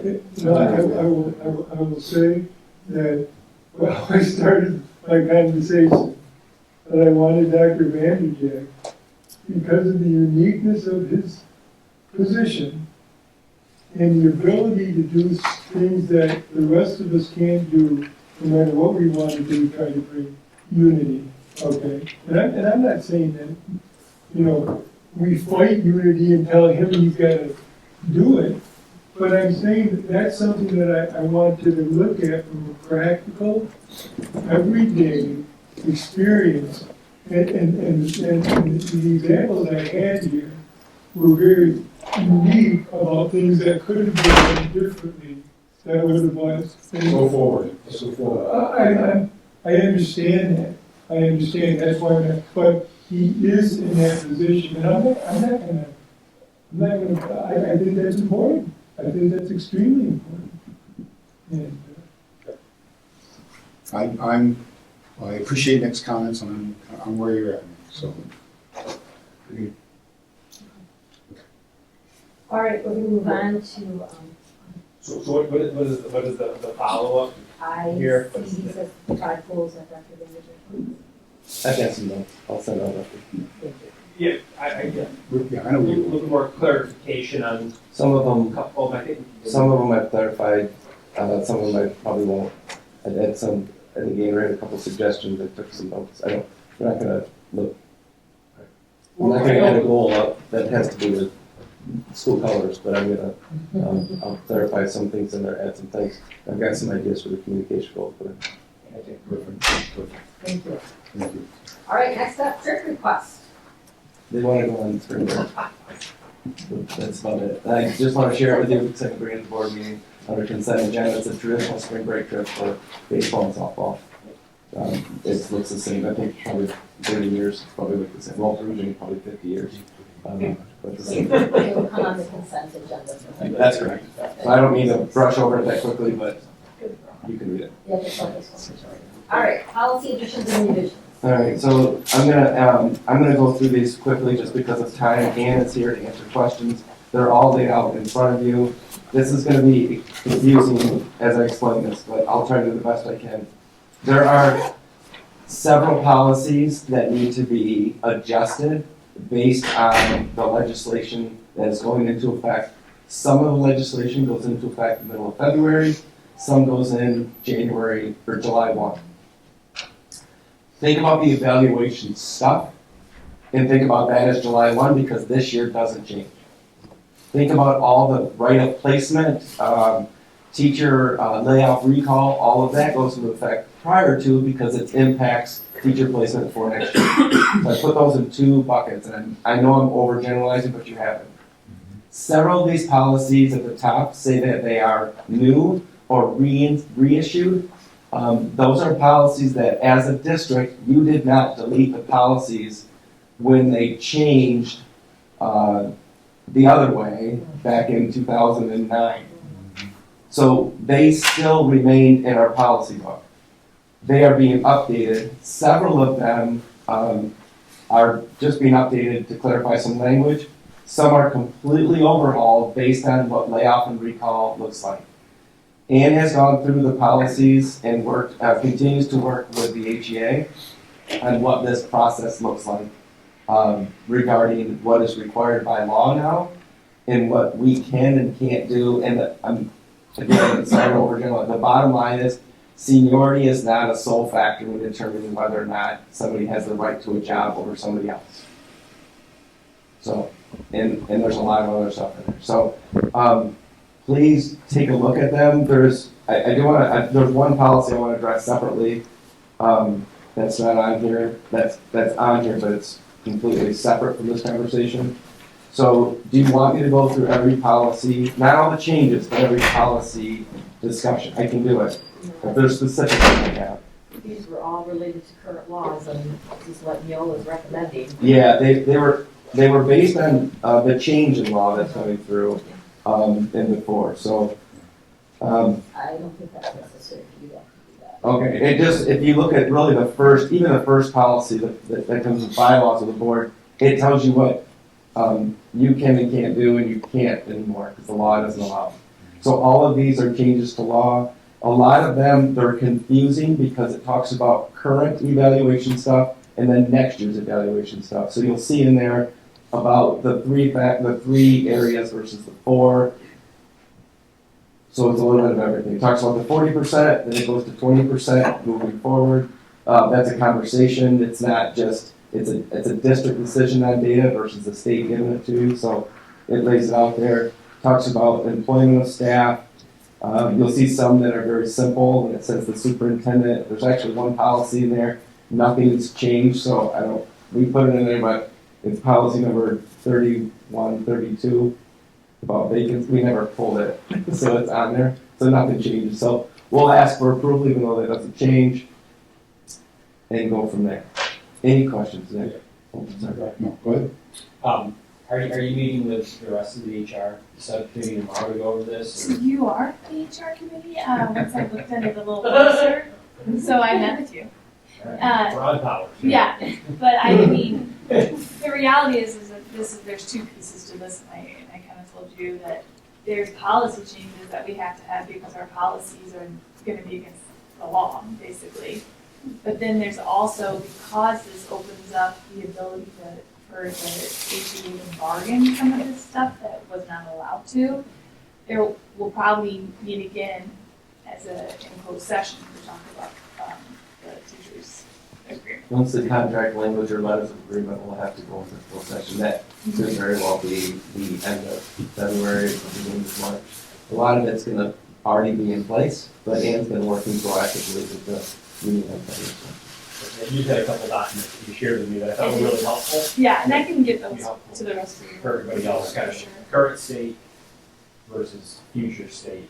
Yeah. Is this, You don't like all the stricken language and the added language in it? well, thankfully I had the short and sweet version from Ann before I started to read that. I just thought it'd be helpful for everybody else. So Yeah. In the We shared, yeah, we did share some of that in an update a while ago, with not that document, but some of the Yeah. other, from Chris Glass. Chris Yes. Glass, had the Yes. same Yeah. chart on there. Yeah, I think that, Just like the one with the eagle logo, the letter. yeah, I think it's Andy, nice, you know. just said, Yeah, he comes from Ann. Yeah, but I think that there's a lot of questions too within the law. Like I was just looking at where specifically in the law where it talks about superintendent evaluation versus building level administrator evaluation, and even that hasn't even really into it until, you know, laws are only good until people start questioning them. And so I think that there's a lot to be said, but it's really tight under what we're gonna have to do and what we're gonna go online. So the policies are pretty black and white, like Dr. Vanderjack just said, but there is gonna be more communication, because within the law, we have to post some systems and processes online of what we do, and those obviously need to be systems and processes. So, more to come, guys, is what I'm trying to say. I read through everything, and only one thing jumped out to me. 10, in the notes, policy 0122, section V. Decisions on whether to enter, I get the broader collective bargaining thing, but with stricken language, decisions on whether to enter an intergovernmental agreement to consolidate, jointly perform, or collaborate. I'm going to put a period there. You see what I'm saying? So the board, now there's collective bargaining things in here, I got that. But does the board no longer have, if you end it right there, authority on decisions to enter into intergovernmental agreements, consolidate, jointly perform, or collaborate? It does not, board does not have that ability to do it. Okay. All right. Is that the one for? Page, attachment 4, page 3. Page 3 is, it's V as in Victor. Can I draw your attention to policy number 80-300, because that is completely separate from what we're discussing. It should be the last one, Barb, I think. Yeah, it's the last one. It's the last policy. So page 24 and 25. So I just want to bring your attention to that policy. It's a technology and business office policy. If you read the very beginning, it's called the Continuity of Organizational Operations Plan, which does not exist. And we've been working with the ISD for the past couple of years on helping support that for all districts. So we don't have a policy that says we have to have one. If the board approves that we have to have one, we have to create one. So we think it's important to have. Jeff Smucker, I'll tell you, Pat, it's the same way. It's a broad picture. If something happens, how do we generate payroll? If something happens, what's our communication plan? If something happens, how do we take attendance if the computer systems go down? All of those things, we have to work on some contingency plans. And we have them in the back of our mind of what to do. COVID was not a great example because we had to figure that out. But there are things that could happen. Generator goes down, possum eats the power at the tech, that shut down the tech department, shut down all of our phone systems, those are things. So this is separate from all of HR stuff, I would say. I just want to make sure you understand this is not a law thing. This is something we think we should have. Questions on that? Any questions on policy additions? All right, so we're looking at the board recognition month. So this is board recognition month, so thank you, Claudia. I didn't mean that. I'm sorry. I put a nice article in the Appleseed that goes out next week regarding the Board of Education. It links to the website. Just thank you for your service, and I do appreciate it. It's time. It's sometimes stressful as we sit here having some constructive conversations, but definitely hoping for continued success as a board this year, because we will have challenges that we'll all face. So thanks for all your time and effort. Appreciate it. And those are stuff that goes out to the staff. From there, you'll probably hear from principals at some point saying things for you. Traditionally, that leads into February at some point when they get closer to Valentine's Day and they feel very pushy. Looking forward to the day when we can have an actual board meeting, mainly because of all the beautiful art that the kids always presented to us that we've had in here until we stopped meeting in here. Well, now we actually still have it, but if you notice, it's all in the hallways and the stairwell. Because that was intentional so that people could see it and stop and look at it. And we still decorate our board up there with a new building. I just miss all those little kids' names and all that stuff. It's still there. You can take a couple home if you want.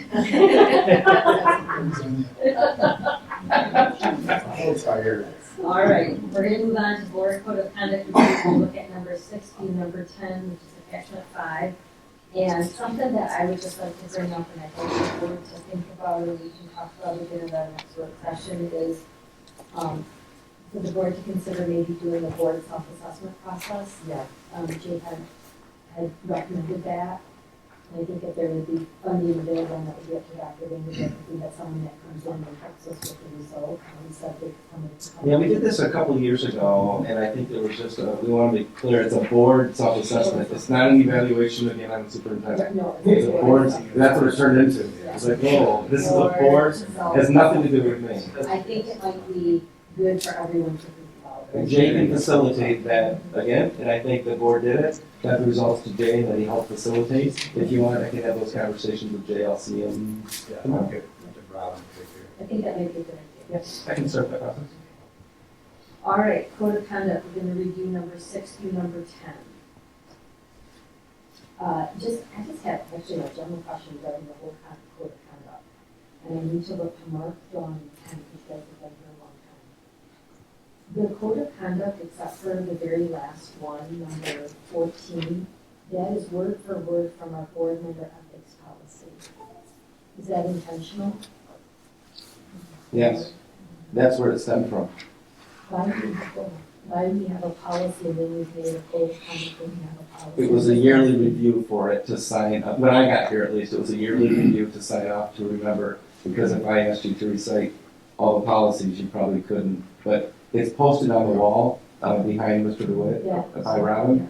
14 was added specifically for the reason that there was technology, social media played a role. And the policy has not changed, but that was added. Yeah, that's the only one. 2019 maybe? Yeah, we had a board member who was posting stuff on social media, and so that actually Extended the conversation. precipitated this whole thing here. The last goal. The rest of them were part of policy. Yeah, number 14 was the issue, but we published the whole board code of conduct because of number 14, and that one. All right, so number 6, I will conduct my discussions and conversation as a respectful, productive, and cooperative manner. I will listen to understand other perspectives. The other thing I can say is I apologize to people who I've cut off because of my passion. So if I've ever cut you off, I apologize now, and that's where I see that fitting in, so. You can see that in some of the email communication that sometimes we send to each other. I learned a long time ago to sleep on that email. Emails can convey a totally different feeling or thought than what it sounds like, so you're right, it's hard to.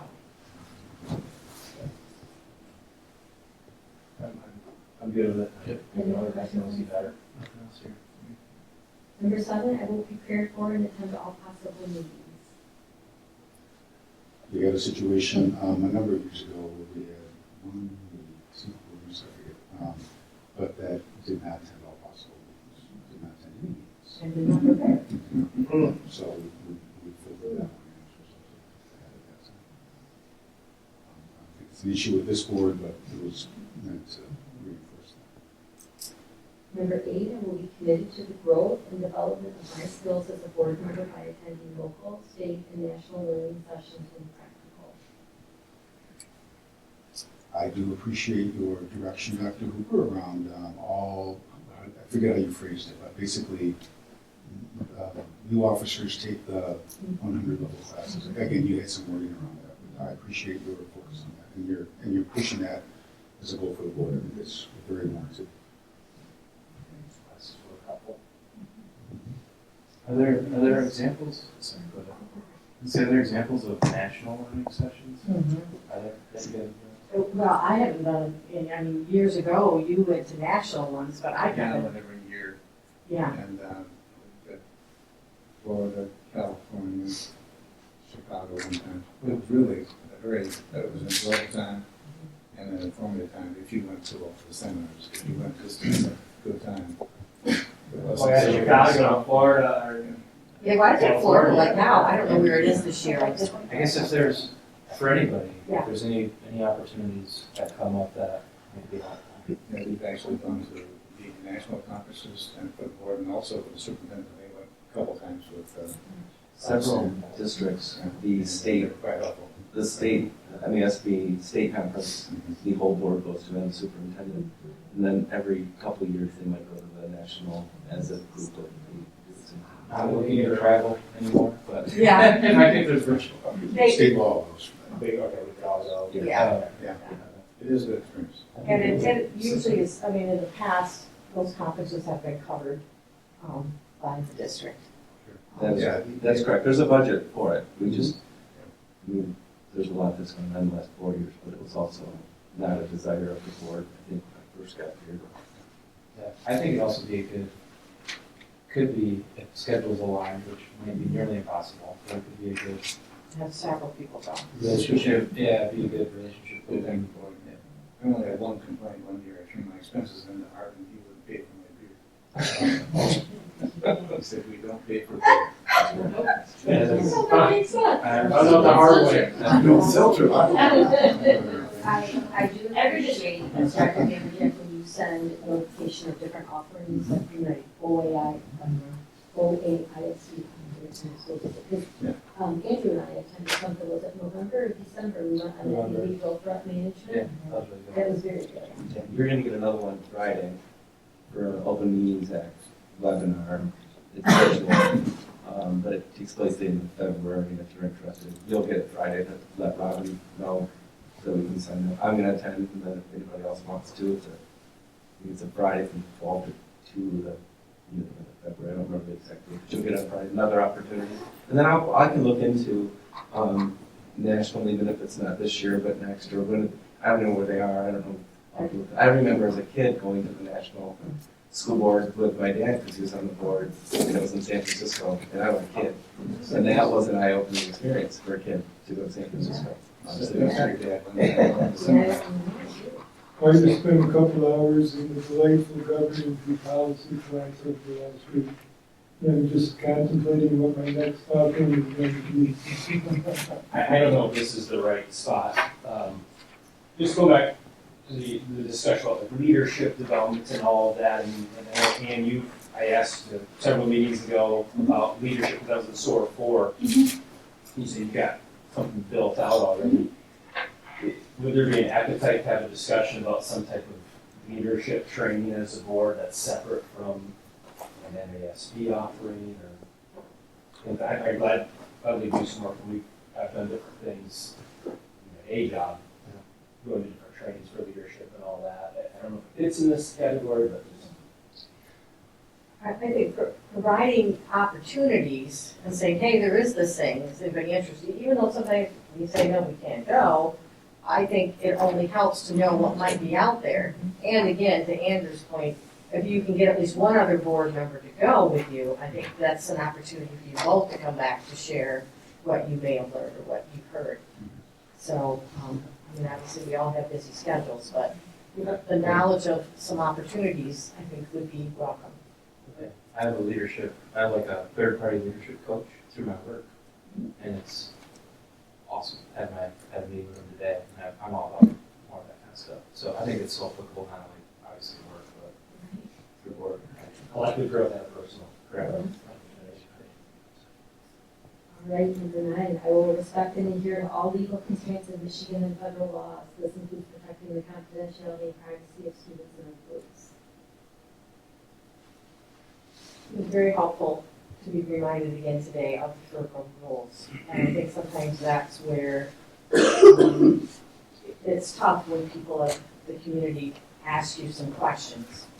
And they say, well, what happened to the student? Or, well, I heard that this didn't happen. Or even when we've had some questions about staff, to remember that we are constrained from commenting, from giving our opinion, and reminding ourselves again that we did take an oath, that there are times we don't necessarily agree with the Michigan Constitution or the U.S. Constitution, parts of it, but we did take an oath. Sometimes we have to set our personal convictions aside, in my opinion, to follow what we swore to do, and that's to uphold the laws as they currently read. So you'll see that that's coming from a legal field that's always been highly important to me. So that's something that I will continue to emphasize when some of our conversations get a little bit into the murky waters. But I just comment on that one, that you can go through training and training and training, but your OMA is always a touchy area. So how to use that. So just be cognizant of that.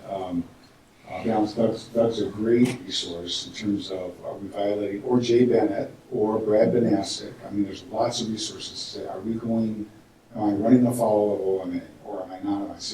That's just one that is easy for any governing entity, no matter how experienced the members, to just miss something. And then, we see examples of that.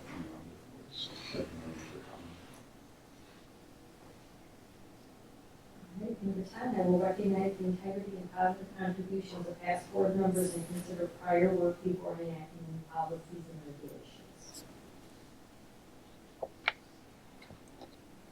regulations. Not that we want to stay in the past, we want to move forward, as we spent a lot of time talking about. But there were some things done in the past for a good reason they were done in the past. They may not be applicable anymore because we're 3 times the size that we were back in those days, or whatever. But it's just good to be cognizant and to ask the question, kind of back to the number 6, why did we do it that way? Why do we do it that way? Is there a better way? Ask questions for understanding. Start by asking questions, start by listening, asking questions to understand, and then we can say, okay, here's maybe a way to move forward. That's my reflection on And I greatly appreciate your base of knowledge and experience, Ken, that even for those of us that have been on the board for a while, when you have someone else that says, but remember, this is how it needs to be done, or this is how we did it, can we improve on that? I appreciate your extensive knowledge, and I think that's a huge contribution as a board member for the rest of us. Thank you, but it's great to, everybody's knowledge is going up, so thank you. Yes. The 3 of you, several questions. On pie chart, I'm still other. Years of experience, I mean, I pick up the pie chart. You're like half of the pie. All right, so that concludes our vote of conduct for tonight. We will cover 11 through 14 at our February work session. If you don't mind, Barb, I will add some of these comments to that other sheet that I had started, so that when we get to the end of this, hopefully we can have a compilation of the different comments to see if there's any tweaking or if there's things that we need to do at that point before we sign. Yeah, I think we're going to catch this time. We should have mentioned You get the approval doc. Yes. Yes, I tried to. I was like, did I share that right? But it's also in our shared drive. Right. Yes. Yes. I am not sure, so I'm going to check I did it right. Is that on the record? All right, so we will do a vote at this. Sorry. Was for roundtable, I thought you were ready to start. Oh, no, we can do roundtable, go ahead. I was just gonna say, here's an update from January, we're working on some updated numbers still. When it comes to some scholarship, at the top right, you see this, some data we're working on getting, and then trying to get some other additional tutor information from 2023. And then last but not least, in regarding to, I thought maybe we'll add a component here regarding the number of books that have been requested to be restricted and the volume of people that have asked. Since October of 2022, so about 14 months ago, we've had one parent ask for books to be restricted. But I think I'll put some of that data on there so you have access. You can see that we're still monitoring it. It's to be cool sign. I do want to thank Nicole Ball under Amy's guidance and leadership. But Nicole Ball now has a pretty slick system with a QR code that teachers know right away what kids can and cannot. And there's only 5 kids district-wide, but it's pretty slick what she's got. That's good data to share too. On here. Yeah. Be good to know. So we're going to add that on there, but just want to give a quick update. That's all I have. At 77 flu envelope incidents last year. That sounds right. Any result in deaths? You would know.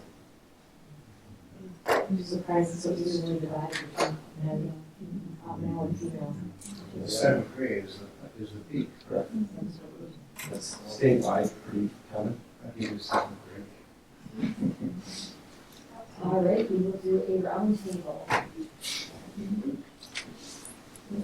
Real quick, I just want to do a couple minutes of kind of I do want to tell you guys something that is starting to be interesting to me from an employee's standpoint is just work within that generational workforce.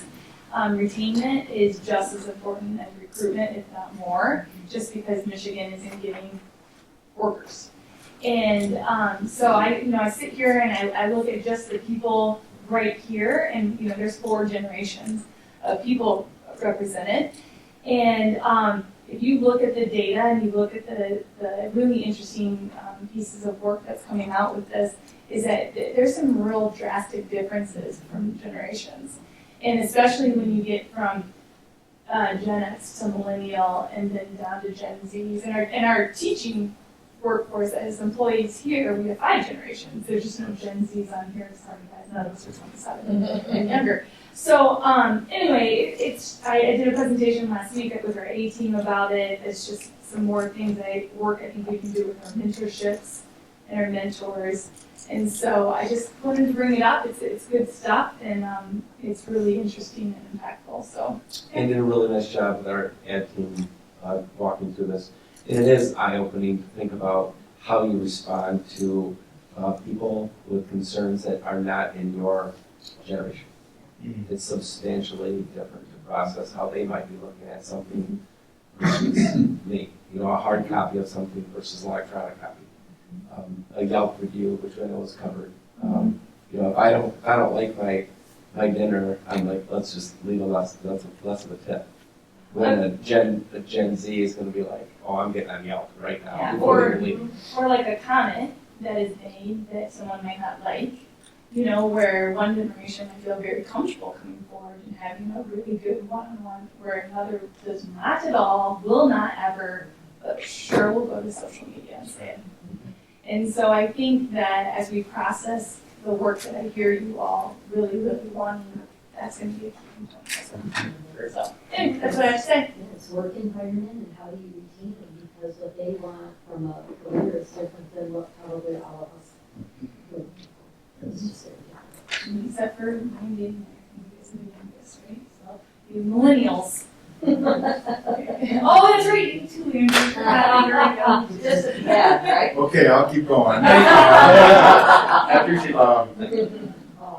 We're not all on the same page with everything. I appreciate the conversation. I respect the conversation. I think there was a sense of compromise here tonight as well. I appreciate that you're guiding us in some discussions in that regard. So thank you. We continue on the journey. I'm good.